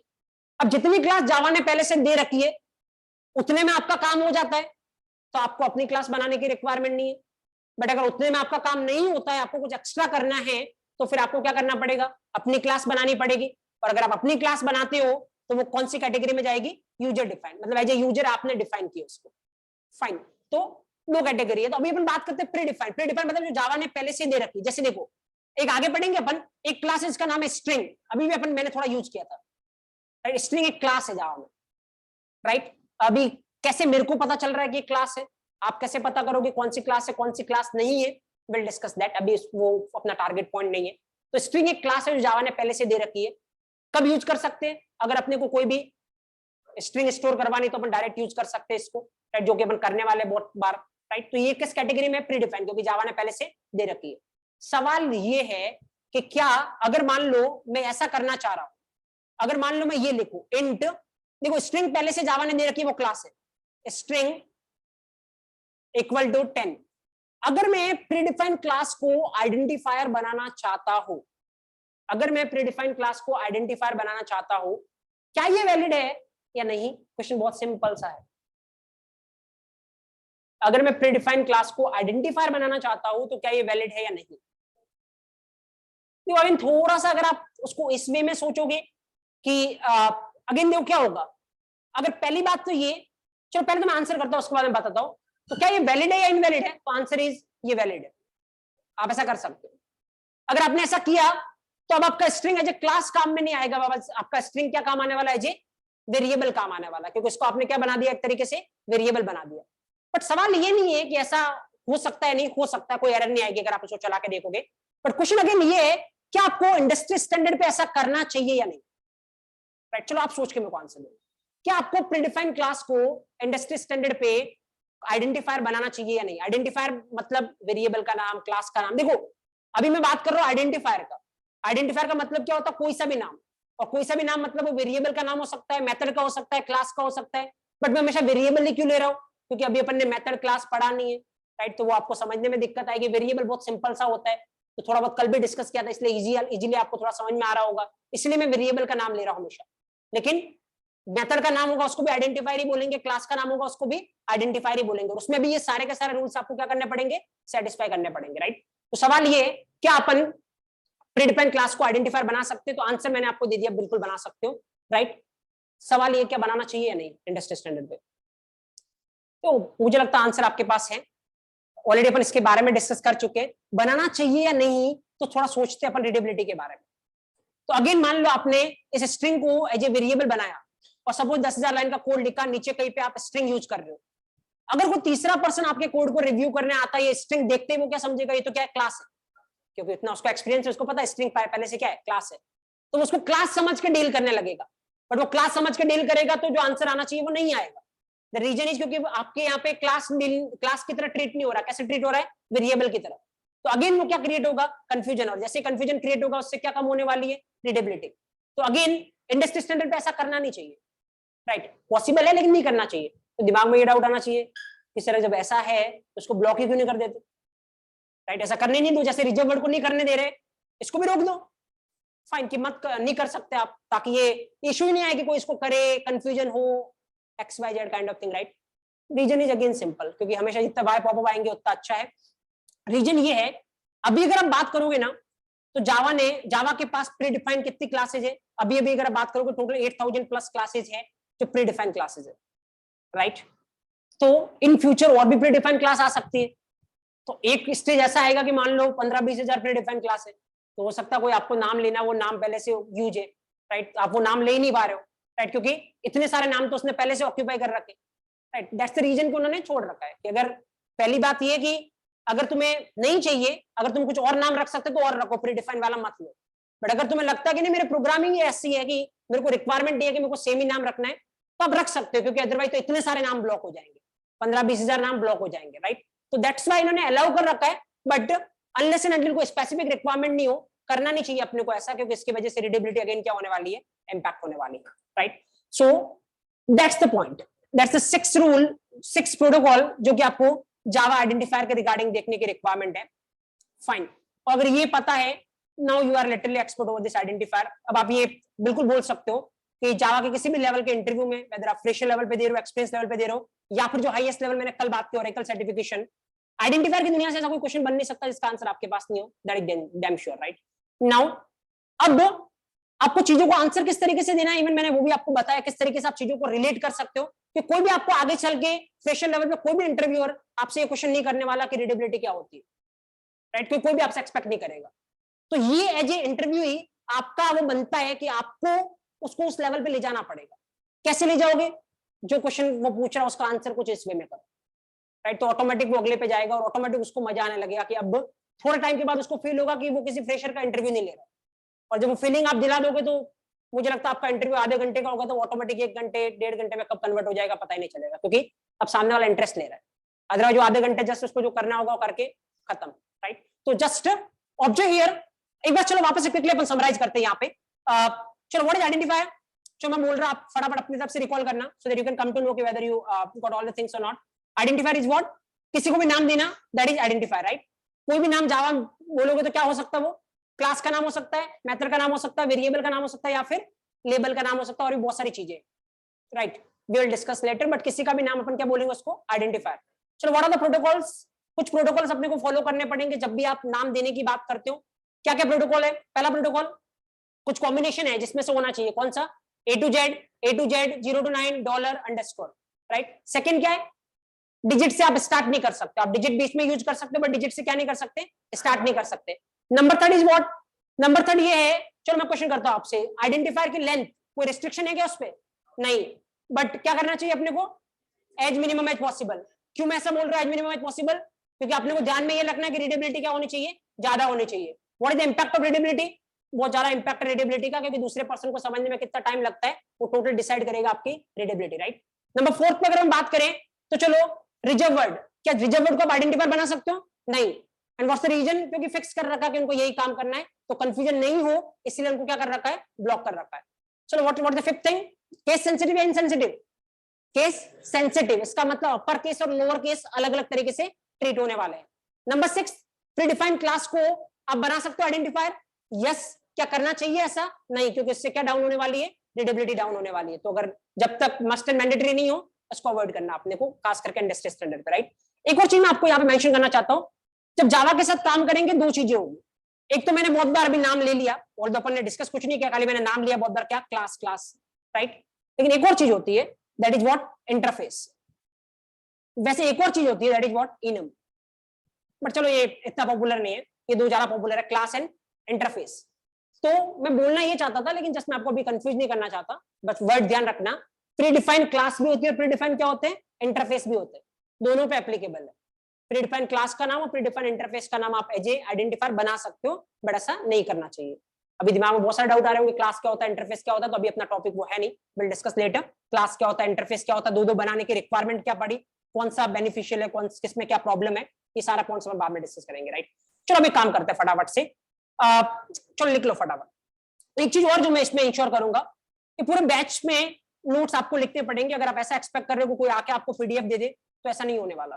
लिखना आपको ही, क्योंकि अगेन मैं ये चाहता हूं कि आप चीजों को याद नहीं करें, तो जो आपने फील किया उसको अगर आप एक बार के लिए लिखोगे, मुझे लगता है वो लाइफ लास्टिंग आपको याद रहने वाला है। तो कोई दिक्कत नहीं, थोड़ा टाइम ज्यादा कंज्यूम होगा, 5-10 मिनट हर एक सेशन में, बट देन अपन ये इंश्योर करेंगे कि आप यहीं पे लिख रहे हो, right.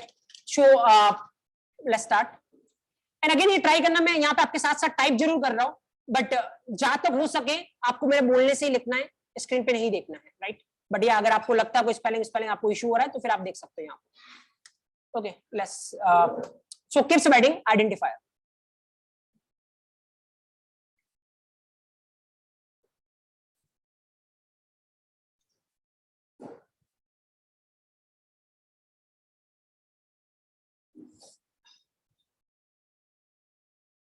One second.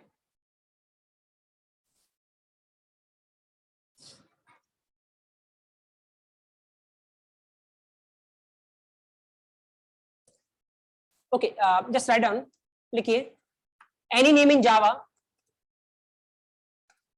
Any name in Java is known as identifier.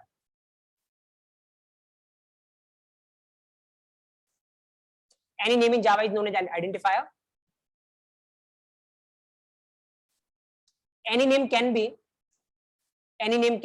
लिख लो यहाँ पे, any name can be, number first method name, number second variable name, मतलब कुछ भी हो सकता है, number third class name, number fourth interface name, number fifth label name. अभी ये क्या होता है, don't worry, dot dot, right. So कुछ भी नाम हो सकता है, कुछ किसी का भी नाम लिखोगे वो आइडेंटिफायर की कैटेगरी में आने वाला। तो any name can be method name, variable name, class name, interface name, label name, whatever, right. Okay, now then next keeps writing rules for Java identifier. Rules for Java identifiers.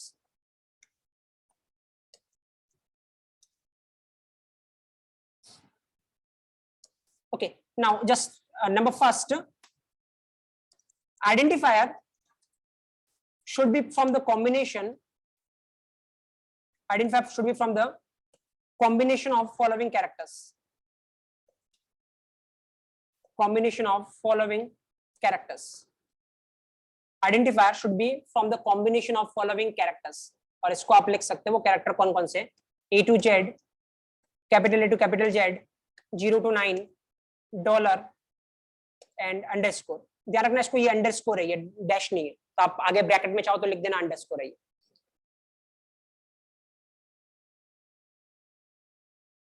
Right, okay. Second rule number second, and आप चाहो तो example भी mention कर सकते हो, जैसे मैं यहाँ पे मेंशन कर लेता हूँ एग्जांपल। अगर आपको मेंशन करना, मेंशन कर लो। इंट, मान लो अगर आपने लिखा AP equal to 10, that is fine, कोई दिक्कत नहीं है, आप आगे राइट लगा लेना इसके, दैट इज फाइन। अगर आपने लिखा इंट A या फिर int B dollar equal to 20, कोई इशू नहीं है, ये भी करेक्ट है, आप लिख लेना। अगर आपने ये लिखा int let's say Z at the rate equal to 30, तीसरे वाला गलत है, बाकी दोनों सही है, आप लिख सकते हो, कोई इशू नहीं, you know, according to the first rule.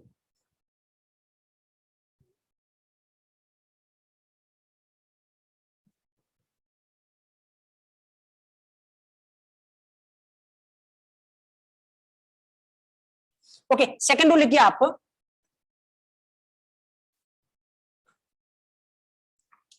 identifier should not start from digit. Identifier should not start from digit. Identifier should not start from digit. Fine, तो यहाँ पे आप चाहो तो एग्जांपल मेंशन कर सकते हो, वो इस तरीके से कुछ int A9 equal to 10, that is fine, कोई दिक्कत नहीं है, first one is correct. And अगर आप इसको ऐसे लिखने की ट्राई करोगे 9A equal to 10, second one is incorrect. तो identifier should not start from digit. Right, okay. Third one के बाद चलते हैं अपन, जो थर्ड रूल अपन ने डिस्कस किया था। Number third,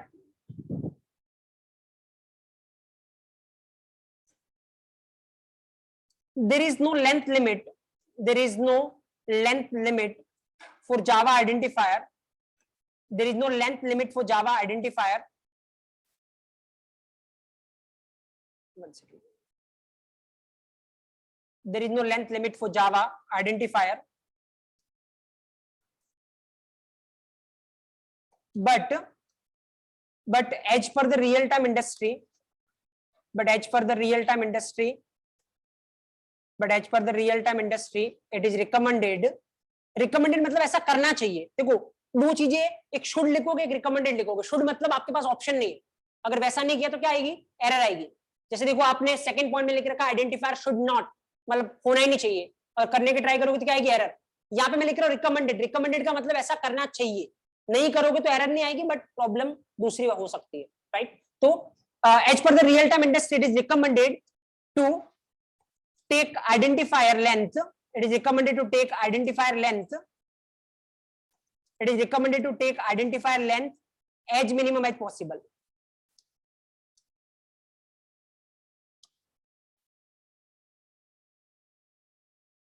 As minimum as possible, so that as minimum as possible, so that readability can be improved, so that readability can be improved. Fine. So there is no length limit for Java identifier, but as for the real-time industry, it is recommended to take identifier length as minimum as possible, so that readability can be improved. एक और चीज मैं आपको बता रहा हूं, याद आपको ऐसे नहीं रखना है जैसे आप नोट्स लिख रहे हो। अगर आप इसको ऐसे रटने की ट्राई करोगे नोट्स को, तो ये प्रॉब्लमेटिक है। फाइन, याद आपको एग्जाम्पल से लिखना है। जो एग्जाम्पल अपन ने इतने सारे डिस्कस किए कि बड़ा रखने से ये प्रॉब्लम है, छोटा रखने से ये प्रॉब्लम है, तो जब भी कोई पूछे तो दिमाग में वो एग्जाम्पल आने चाहिए। जब ऐसा होने लगेगा तो ऑटोमेटिक आप चीजों के साथ फील करने लगोगे, आप कनेक्टेड फील करोगे एक्चुअली, राइट। और वो होगा तभी आप एक्सपर्टीज लेवल अचीव कर सकते हो। अब देखो, ये इंग्लिश में यहाँ पे खड़ा होकर खुद से बना रहा हूँ। इवन आप लास्ट बैच के नोट्स देखना, कोई आपका फ्रेंड हो तो 100% डैम श्योर कि सेम टू सेम नहीं होगा वो, राइट, क्योंकि मैं इंग्लिश अगेन यहाँ पे खड़ा होकर बना रहा हूँ आपके सामने, और आपको भी वही करना है एक्चुअली। खाली आपको जस्ट पता होना चाहिए, दिमाग में जब भी आइडेंटिफायर आए तो आपको ये पता होना चाहिए ऐसा ऐसा हो रहा है। उसके बाद चीजों को बोलना कैसे वो आप डिसाइड कर सकते हो, आपको याद रखने की रिक्वायरमेंट नहीं है, कोई फर्क नहीं पड़ता, आप थोड़ा बहुत इधर उधर भी कर लोगे तो। Fine. Now next, number fourth. Number fourth, we cannot use reserved word we cannot use reserved word as an identifier. We cannot use reserved word as an identifier in Java. We cannot use reserved word as an identifier in Java. तो example आप लिख लेना, let's say अगर आपने int equal to 10 किया है, there is an error, यहाँ पे ये एरर होने वाली है. इवन आप अगर ऐसा लिख रहे हो int 4 इक्वल टू 10, यहाँ सेकंड वाले पे भी एरर है, क्योंकि if और for दोनों के दोनों रिजर्व वर्ड है. फाइन, अभी मैं आपको रिजर्व वर्ड की डेफिनेशन नहीं लिखा रहा हूँ यहाँ पे, द रीजन इज क्योंकि अपन अलग से देखेंगे रिजर्व वर्ड. अभी खाली अपन जो भी आइडेंटिफायर के रिगार्डिंग काम में आ रहा है अपन उसी की बात करते हैं. We cannot use reserved word as an identifier in Java, right? Okay. Next, number fifth one. Number fifth, Java is case sensitive language. Java is case sensitive language. That means in Java, uppercase and lowercase characters, uppercase and lowercase characters in Java, uppercase and lowercase characters will be treated, uppercase and lowercase characters will be treated differently. Java is case sensitive language. That means in Java, uppercase and lowercase characters will be treated differently, right? And even आपको example mention करना, you can do this thing. Int if equal to 10 and int f equal to 10, right? तो आपको पहले वाला में error है, second वाला correct है, कोई दिक्कत है नहीं, because it's a case sensitive.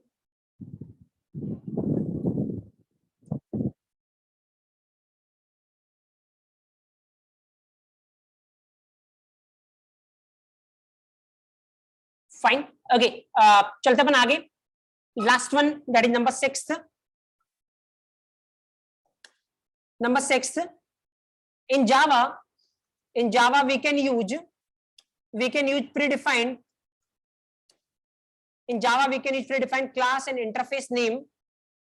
In Java we can use predefined class and interface name as an identifier. In Java we can use predefined class and interface name as an identifier. But in real-time industry,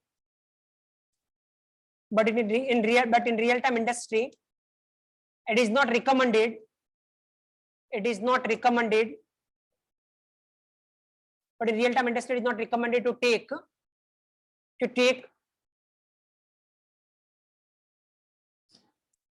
Real-time industry is not recommended to take predefined class and interface name.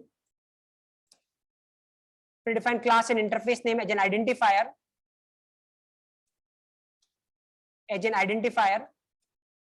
But in real-time industry, it is not recommended to take predefined class and interface as an identifier because it will create confusion.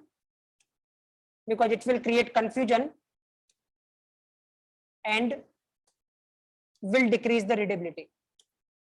It will create confusion and will decrease the readability.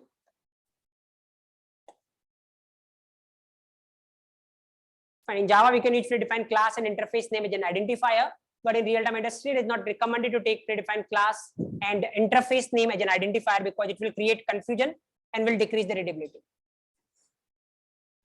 Fine. तो हर एक step पे मैं आपको ये बता चुका हूँ कि आंसर किस तरीके से, किस वे में करना है आपको. अब इवन चलो पहले लिख लो, उसके बारे में थोड़ा बात करते हैं इसके रिगार्डिंग. और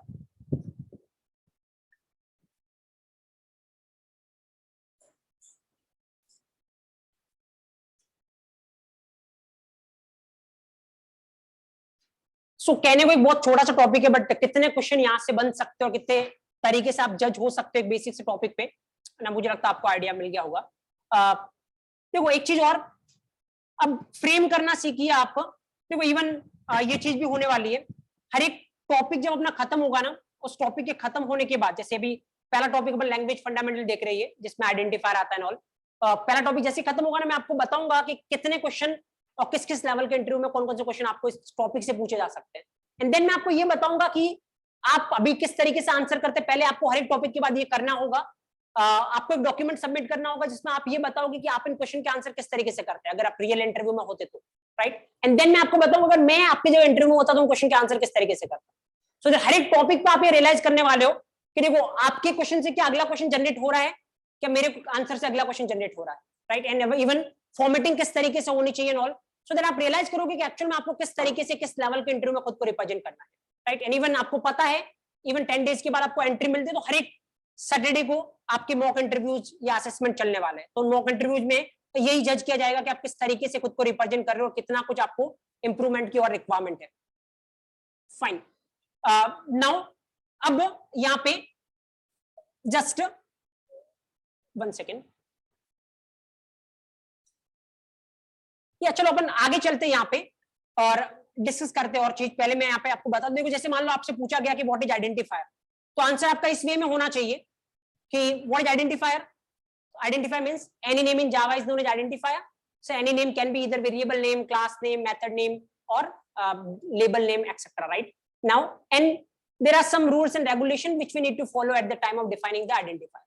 अब आप ऐसे एंड करोगे अगर अपना आंसर को, क्योंकि सामने वाले ने आपसे आइडेंटिफायर पूछा, लास्ट में आपने एंड कैसे किया, there are certain rules and regulation that we need to take care while defining the identifier. तो 100% अगला क्वेश्चन आने ही वाला है कि रूल्स एंड रेगुलेशन कौन से होते हैं। अब एक बार रूल्स एंड रेगुलेशन में एंटर किए तो फिर आप ये बता सकते हो, लेंथ लिमिट वाले में रीडेबिलिटी को इन्वॉल्व कर सकते हो। इमेजिन करो एक टॉपिक आपका इंटरव्यू कितने टाइम तक चल सकता है, आराम से 25-30 मिनट एक टॉपिक कंज्यूम कर लेगा, राइट। इतने सारे क्वेश्चन जनरेट हो जाएंगे एक के ऊपर एक, एक के ऊपर एक। तो अगर आपका आधे घंटे का इंटरव्यू होगा तो या तो वो आधे घंटे में खत्म हो गया तो आपका रिजल्ट क्या होगा आपको पता, बट वो आधे घंटे में खत्म नहीं होने वाला, क्योंकि सामने वाले की क्यूरियोसिटी इतनी बढ़ जाएगी, डेफिनेटली वो उसको एक्सटेंड करेगा, कुछ और क्वेश्चन आपसे करना प्रेफर करेगा, क्योंकि नाउ उससे पहले जो इंटरव्यू लिया और आपका जो इंटरव्यू लेगा बिल्कुल सिनेरियो डिफरेंट होगा वहां पे, राइट। चलो बात करेंगे अपन इसके रिगार्डिंग और, सो फ्रेम अप करना आपको किस तरीके से आंसर करना है। अब थोड़ा सा अपन डिस्कशन करते हैं इस पे। अपने को पता है जावा किस तरीके की लैंग्वेज है, ऑब्जेक्ट ओरिएंटेड प्रोग्रामिंग लैंग्वेज, और ऑब्जेक्ट ओरिएंटेड प्रोग्रामिंग लैंग्वेज में क्या होता है, क्लास होती है। चलो अगर आपने सुन रखा हो, क्योंकि मे बी एकेडमिक में C++ होती होगी आपके, राइट, या फिर इवन जावा भी होती होगी एकेडमिक्स में, और मे बी आप फाइनल ईयर तक आए हो तो आपने सुना होगा जावा, आप C++ थोड़ा बहुत तो पढ़ा ही होगा, और थोड़ा बहुत भी पढ़ा होगा तो पहली लाइन तो क्लास ही पढ़ी होगी आपने, राइट। तो अगर मैं आपसे पूछूं व्हाट इज क्लास, अगर मेरा आंसर आपसे, मेरा क्वेश्चन अगर आपसे ये है इंटरव्यू में व्हाट इज क्लास, आपका आंसर क्या होगा। जिन्होंने सुन रखा है, वो नहीं सुना तो कोई दिक्कत है नहीं, क्योंकि जिन्होंने सुन भी रखा है वो आंसर गलत देंगे।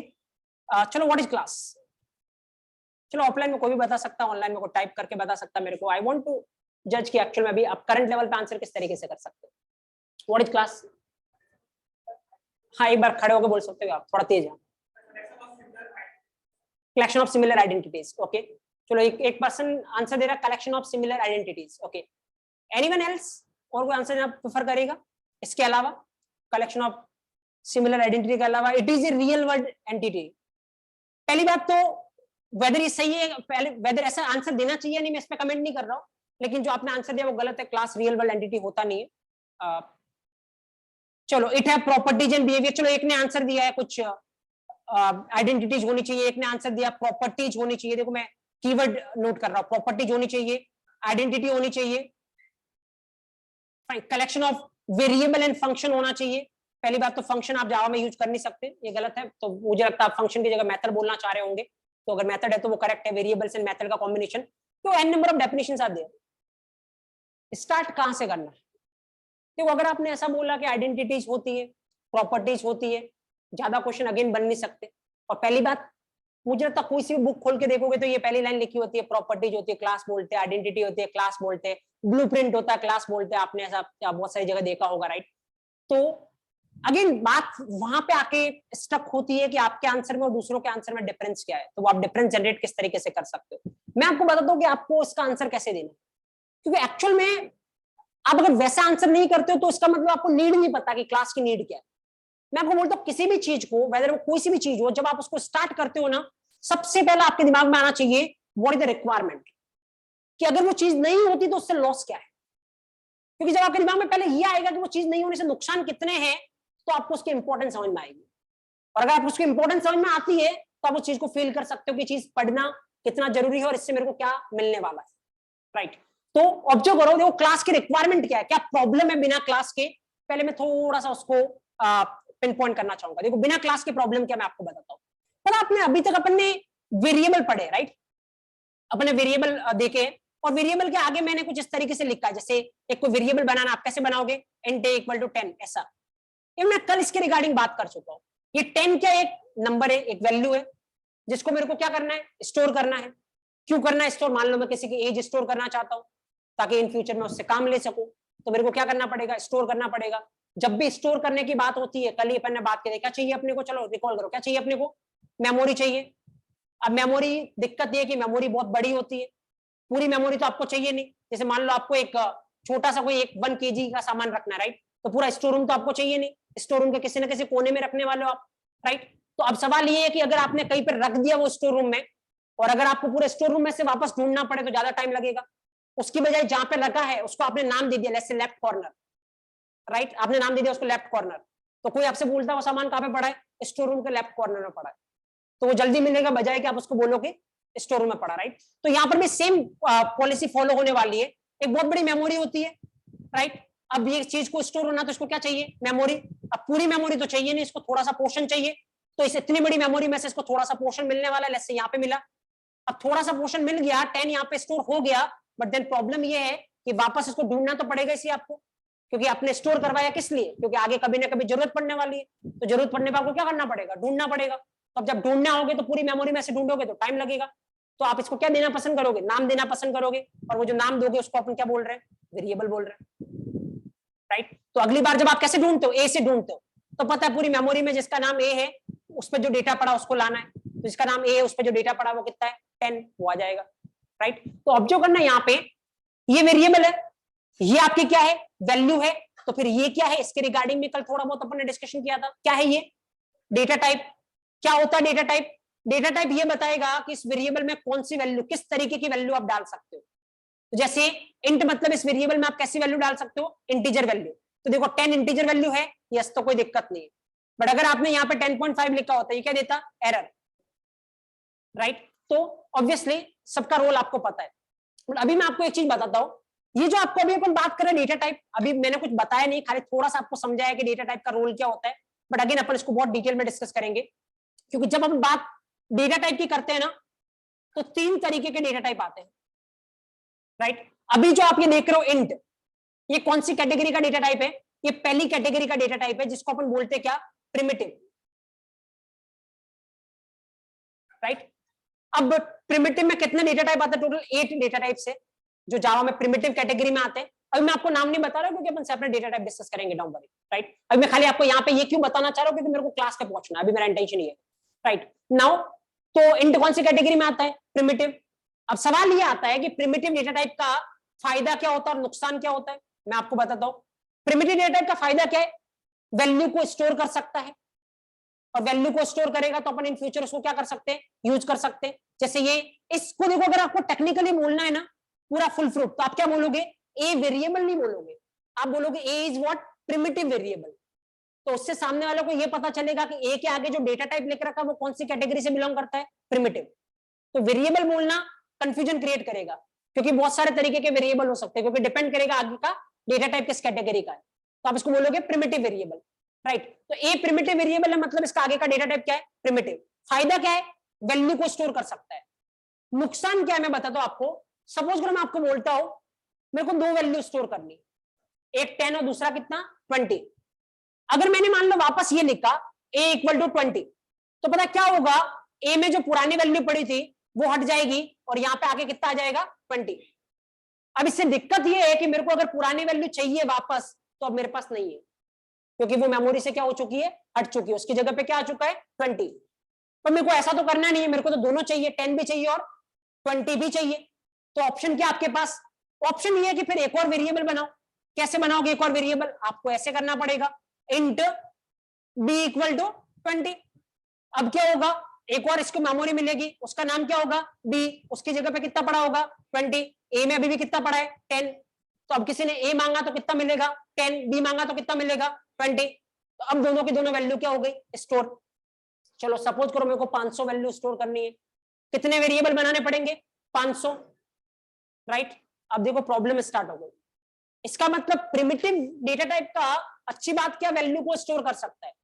पूरी बात यह है कि एक टाइम पे एक ही वैल्यू को स्टोर कर सकता है एक वेरिएबल। अगर कोई वेरिएबल प्रिमिटिव वेरिएबल है, एक टाइम पे एक ही वैल्यू को स्टोर कर सकता है। दूसरी वैल्यू अगर उसी वेरिएबल में स्टोर करवाने जाओगे तो पहले वाली क्या होगी, हट जाएगी। तो अगर मेरे को बहुत सारी वैल्यू स्टोर करवानी है तो बहुत सारे प्रिमिटिव वेरिएबल लेने, दैट इज अ प्रॉब्लम। तो ये एक प्रॉब्लम है, बहुत सारे प्रिमिटिव वेरिएबल लेने से प्रॉब्लम क्या है, देखो हर एक वेरिएबल लेने के लिए एक लाइन लिखनी पड़ेगी कोड की, 500 वेरिएबल लोगे तो कितनी लाइन लिखनी पड़ेगी, 500 लाइन।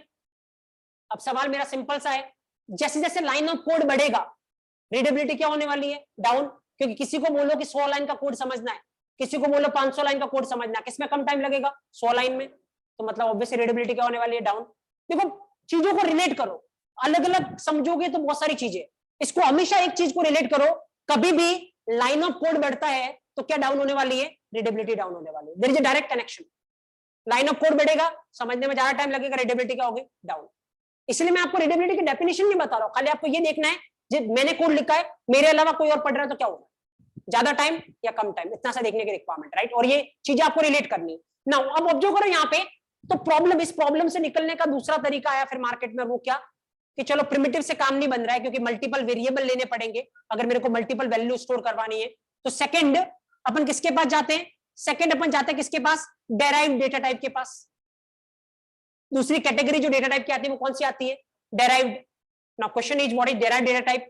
देखो अगर अपन सी लैंग्वेज की बात करें, क्योंकि आप अगर सी लैंग्वेज से आ रहे हो तो मैं आपको बताता हूं, सी लैंग्वेज में दो डेटा टाइप है जो डेराइव्ड कैटेगरी में आते हैं। एक तो आपका क्या, पॉइंटर, आपने नाम सुना होगा अगर सी से आ रहे हो तो। एक आपका क्या, एरे। एरे और पॉइंटर ये दोनों किस कैटेगरी में आते हैं, डेराइव्ड। बट एक बात मैं आपको क्लियर कर लेता हूं, जावा में पॉइंटर नाम की चीज होती नहीं है। क्यों नहीं होती है डिस्कशन हम बाद में करेंगे, क्योंकि मेमोरी रिलेटेड थोड़ा सा पॉइंट अभी आप समझ नहीं पाओगे, राइट। नाउ तो जावा की अगर डायरेक्ट कैटेगरी की बात करोगे तो कौन होता है, एरे।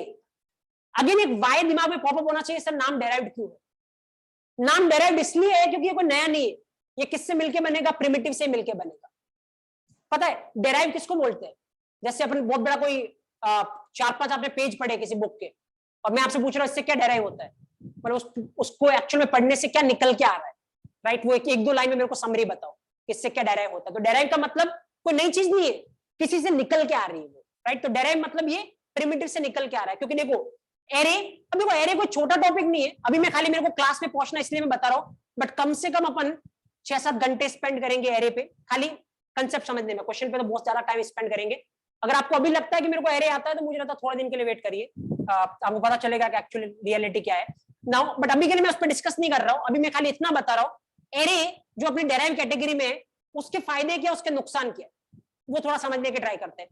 तो एरे के फायदे ये है, जो काम प्रिमिटिव नहीं कर पा रहा था वो कर देगा। प्रिमिटिव क्या नहीं कर पा रहा था, एक वेरिएबल एक ही वैल्यू को स्टोर कर पा रहा था, मल्टीपल वैल्यू को स्टोर नहीं कर पा रहा था। मल्टीपल वैल्यू करनी तो मल्टीपल वेरिएबल लेने पड़ रहे थे। एरे में आप ऐसा कर सकते हो। अभी देखो सिंटेक्स पे दिमाग मत लगाओ, अभी मैं यहाँ पे क्या लिख रहा हूँ उसको छोड़ो कि मैं कैसे लिख रहा हूँ ऑल, अभी उस पर दिमाग मत लगाओ। मैं यहाँ पे ऐसा लिख रहा हूँ 10, 20, 30, 40। देखो ऑब्जर्व करना, ये एक एरे बनाया है, अभी सिंटेक्स और इस पे मैं इतना फोकस नहीं कर रहा हूँ। एरे बनाया है, इस एरे के वेरिएबल का नाम क्या है, ए, राइट। वैल्यू कितनी स्टोर की है, 4। आप चाहो तो 100 भी करवा सकते हो। वेरिएबल का नाम एक ही है, कौन सा, ए। कितनी वैल्यू स्टोर कर रहा है, मल्टीपल। तो जो काम प्रिमिटिव नहीं कर पा रहा था वो कौन कर रहा है, आपका डेराइव कर रहा है। कौन कर रहा है, एरे कर रहा है। एक साथ मल्टीपल वैल्यू को क्या कर सकता है, स्टोर कर सकता है। देखो डेराइव नाम क्यों है, आगे अगर आप थोड़ा सा नजर डालोगे ना, ये भले आगे एक लग रहा है जो ये इंडिकेशन दे रहा है कि ये क्या है, एरे, लेकिन सबसे आगे क्या लग रहा है, इंट। अगेन इंट किस कैटेगरी से आता है, प्रिमिटिव। तो प्रिमिटिव से ही मिलके बना है, खाली प्रिमिटिव में एक्स्ट्रा फैसिलिटी क्या एड ऑन कर दी, मल्टीपल आ सकते हैं और एक नया category they the, that is what, derived. That's why ये एरे किस कैटेगरी में आता है, डेराइव्ड। तो कभी भी आप एरे लिखोगे तो आगे आपको कुछ ना कुछ लिखना पड़ेगा, राइट। तो यहाँ पे अब देखो प्रॉब्लम क्या वो मैं समझाता हूँ, खाली अभी इतना से डिस्कस कर रहे हैं, बाकी एरे पे अपन सेपरेट टाइम स्पेंड करेंगे। प्रॉब्लम ये है कि देखो मैं कितनी भी वैल्यू स्टोर करवा सकता हूँ, लेकिन अगर मैं मान लो नीचे ऐसा लिख रहा हूँ, int array B equal to 10, 20, 30, 40 और सपोज करो अगला मेरे को स्टोर करवाना है CST, क्या ये चलेगा, नहीं चलेगा। द रीजन इज क्योंकि कितनी भी वैल्यू आप स्टोर करवा सकते हो, एक रिस्ट्रिक्शन यहाँ पे भी है, सारी वैल्यू कैसी होनी चाहिए, जो आगे आप लिखोगे किस टाइप की होनी चाहिए, इंटीजर टाइप की। तो पहले वाले में चारों की चारों वैल्यू कैसी है, इंटीजर, कोई दिक्कत नहीं है। दूसरे वाले में 4 वैल्यू तो इंटीजर है, एक क्या है, स्ट्रिंग है, नहीं हो सकता, देयर विल बी एरर। तो प्रॉब्लम एक तो इसने सॉल्व कर दी कि प्रिमिटिव मल्टीपल नहीं कर पा रहा था, ये कर पा रहा है, बट इसके साथ एक प्रॉब्लम है, क्या, सेम टाइप के मल्टीपल कर लेगा, अलग अलग टाइप के अगर मल्टीपल हुई तो नहीं कर सकता।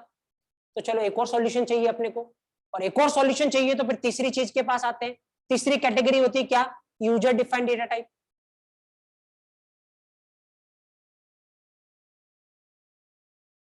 यूजर डिफाइंड मतलब अब जो आपको चाहिए वो बता दो आप, राइट, कि मेरे को क्या चाहिए, सेम टाइप का भी चाहिए ना, प्लस से मेरी रिक्वायरमेंट ऐसी, मेरे को सेम टाइप का भी चाहिए, मेरे को सेम टाइप की भी मल्टीपल चाहिए, अलग अलग टाइप की भी मल्टीपल चाहिए। तो क्या अगर सेम टाइप की और अलग अलग टाइप की मल्टीपल चाहिए, क्या काम प्रिमिटिव कर सकता है, नहीं। क्या काम एरे कर सकता है, नहीं। इसके साथ जाना पड़ेगा यूजर डिफाइन। बस मैं खाली एक पॉइंट पे आना चाहता था, और वो पॉइंट ये है कि अगर सी में बात करोगे, सी लैंग्वेज में, तो यूजर डिफाइन कैटेगरी में कौन सा डेटा टाइप आता है, आपने नाम सुना होगा, स्ट्रक्चर, राइट। अगर सी पढ़ा है तो अपना काम करनी, मैं खाली कंपेयर कर रहा था कि आपने पढ़ा हो तो आप कंपेयर कर सकते हो चीजों को, राइट। तो सी में स्ट्रक्चर होता है, जावा में यूजर डिफाइंड डेटा टाइप की जब बात करोगे तो वो क्या होता है, क्लास। फाइन, अभी कैसे लिखते हैं नॉल वो देखने वाले अपन थोड़ी देर में, क्लास कैसे लिखते हैं नॉल, बट अभी के लिए मैं खाली इस डेफिनेशन में पहुंचना चाह रहा था, और जिसके पीछे मैंने इतनी सी स्टोरी आपके लिए बनाई है। तो अब पहला आंसर आपका क्या होना चाहिए, अगर आपसे पूछे what is class, it is user defined data type. अब इससे क्या होगा, इससे ये होगा कि पहली बात तो ये बुकिश आंसर नहीं है, और दूसरी बात ये इससे रिलेट होगा कि यूजर डिफाइंड डेटा टाइप का मतलब क्या होता है। तो फिर आप बता सकते हो 3 तरीके के डेटा टाइप हो सकते हैं, प्रिमिटिव, डेराइव्ड और यूजर डिफाइंड। प्रिमिटिव में ये प्रॉब्लम है, उसको सॉल्व करने के लिए कौन आया, डेराइव्ड। डेराइव्ड में ये प्रॉब्लम है, उसको सॉल्व करने के लिए कौन आया, यूजर डिफाइंड। सवाल मेरा आपसे बहुत सिंपल सा है, अभी आपने देखो दिमाग किस तरीके चलना चाहिए, मैं आपको बता रहा हूं। अब आपके दिमाग में आना चाहिए सर यूजर डिफाइन आ गया, अच्छी बात है, यूजर डिफाइन सब कुछ कर लेगा, हाँ। अगर आपको चाहिए कि सेम टाइप का तब भी कर लेगा, अगर आपको चाहिए डिफरेंट टाइप का तब भी कर लेगा। सर अगर ऐसा है कि यूजर डिफाइन सब कुछ कर पा रहा है, तो प्रिमिटिव और डेराइव्ड को हटा क्यों नहीं देते, खाली एक ही रख लो, कौन सा, यूजर डिफाइन, जो कि कौन सा है, क्लास। तो फिर यहाँ पे प्रिमिटिव क्यों है, डेराइव्ड क्यों है। चलो मैं आंसर इसका छोड़ता हूँ आप पे, एक बार फिगर आउट करना, बट डेफिनेटली आप इसको नहीं छोड़ सकते, क्योंकि अगर छोड़ सकते होते तो छोड़ दिया होता। फालतू कॉम्प्लेक्सिटी बढ़ाने का किसी को शौक नहीं है, कि कोई ऐसा तो नहीं बोलेगा कि भाई हमारी लैंग्वेज है, ये चीज आपकी कभी काम में नहीं आएगी लेकिन फिर भी पढ़ो, there is no sense, right. तो 100% प्रिमिटिव भी काम में आ रहा है, डेराइव्ड भी काम में आ रहा है, और यूजर डिफाइन भी काम में आ रहा है, राइट। बट यूजर डिफाइन सब कुछ कर सकता है, बट जब ये सब कुछ कर सकता है तो उन दो की रिक्वायरमेंट क्या है, मैं छोड़ता हूं आप पे, आप फिगर आउट करना, मैं आंसर दूंगा आपको उसके बाद में, बट थोड़ा आप ब्रेनस्टॉर्मिंग करें इस पे। और फिलहाल के लिए मैं क्या बता रहा हूं, जावा में क्लास है वो किस पे आती है, यूजर डिफाइंड डेटा टाइप की कैटेगरी में आएगी। तो पहला आंसर आपको देने की रिक्वायरमेंट है, class is what, user defined data type, उस पर मल्टीपल चीजें जनरेट हो सकती है, राइट। तो मैं दूसरा आंसर आपको देता हूं, थोड़ा और एक्सपर्टीज तरीके से आप कैसे डील कर सकते हो दूसरे के रिगार्डिंग, फाइन। तो एक और मैं आपको डेफिनेशन देना बताता हूँ, एक तो आप यहां से ये लिंक कर सकते हो कि क्लास क्या होता है, राइट। दूसरा मैं आपको बताता हूँ ऑब्जेक्ट हियर। अब यहां पे देखना, जैसे क्लास अब अपन लिखेंगे कल, लेकिन अपन देखेंगे कल के क्लास का सिंटेक्स क्या होता है, बट मैं अभी आपको बताता हूँ क्लास के अंदर क्या क्या रखते हैं, राइट। तो क्लास के अंदर क्या क्या रखते हैं, तो क्लास के अंदर क्या रखोगे, वेरिएबल हो सकते हैं क्लास के अंदर, मेथड हो सकती है क्लास के अंदर, वेरिएबल हो सकते हैं, क्या हो सकते हैं, मेथड हो सकते हैं, फाइन। अब आराम से देखना, जैसे मान लो मैं लिखूं, अगर ऐसे लिखूं, मान लो क्लास, और ये क्लास का नाम में देखो स्टूडेंट, अभी अपन देखेंगे कल क्या सिंटेक्स होता है, अभी मैं सिंटेक्स पे नहीं जा रहा, मैंने मान लो ऐसा कुछ दिया, और इसमें मैंने लिखा वो सारी चीजें जो किसके काम में आ रही है, स्टूडेंट के काम में आ रही है, जैसे मार्क्स स्टूडेंट के काम में आते हैं, नेम काम में आता है, कॉलेज नेम काम में आता है, उन सारी चीजों को मैंने इसके अंदर रख दिया, राइट। देखो डेफिनेशन देने का तरीका देखो, याद मत करो, याद करोगे देर प्रॉब्लम। मैं आपको एक बहुत बड़ा वर्ड बताता हूँ और कैसे लिंक कर सकते हो, देखो इसको अगर थोड़ा एक्सपर्टीज लेवल से आंसर देना ना, आप एक वर्ड को इंक्लूड कर सकते हो, पता कौन सा वर्ड, एक वर्ड होता है एनकैप्सुलेशन, अगर नाम सुना हो तो नहीं तो मैं आपको बताता हूँ। अगर मैं पता इस पे आऊंगा ना एनकैप्सुलेशन पे, पहले तो चलो जावा की बात नहीं करते, अपन इंग्लिश की बात करते हैं, पता है किससे मिलके बनाए, एक वर्ड से मिलके बनाए जो कि क्या होता है, कैप्सूल। आपने देखा होगा ना, बहुत सारा कुछ प्रॉब्लम होती है तो अपन मेडिकल पे जाते हैं, बहुत सारी चीजों कैप्सूल्स अवेलेबल है, जैसे आपको फीवर आया, फीवर का कैप्सूल अवेलेबल होता है, राइट। तो आपने देखा होगा ऐसे डराने वाले तरीके के होते हैं, क्या इस तरीके से बहुत कलरफुल तरीके से बनाया जाता है उसको, ऐसा बहुत बार देखा होगा आपने को, जैसा इस तरीके से।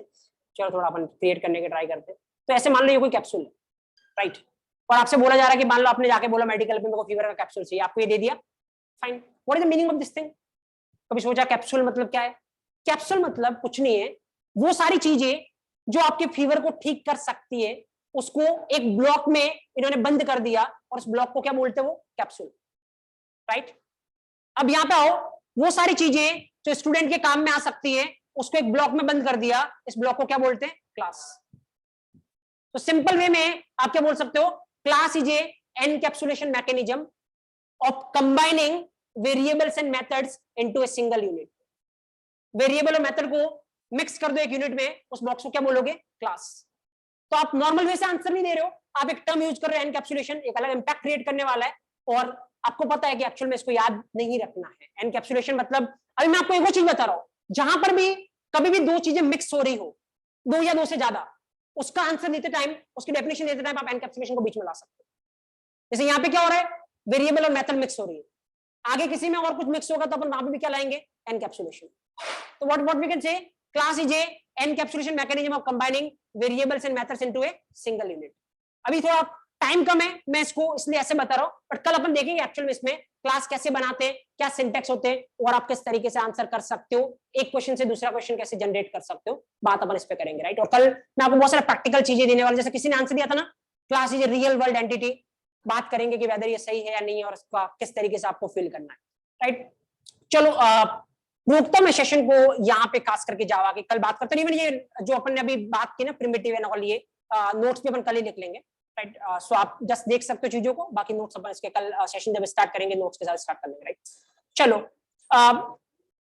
रुकते अपन सेशन के लिए, नेक्स्ट पाइथन सेशन अपन कंटिन्यू करते हैं with in 5 minute. So that's all, thank you guys, thank you so much, have a good day.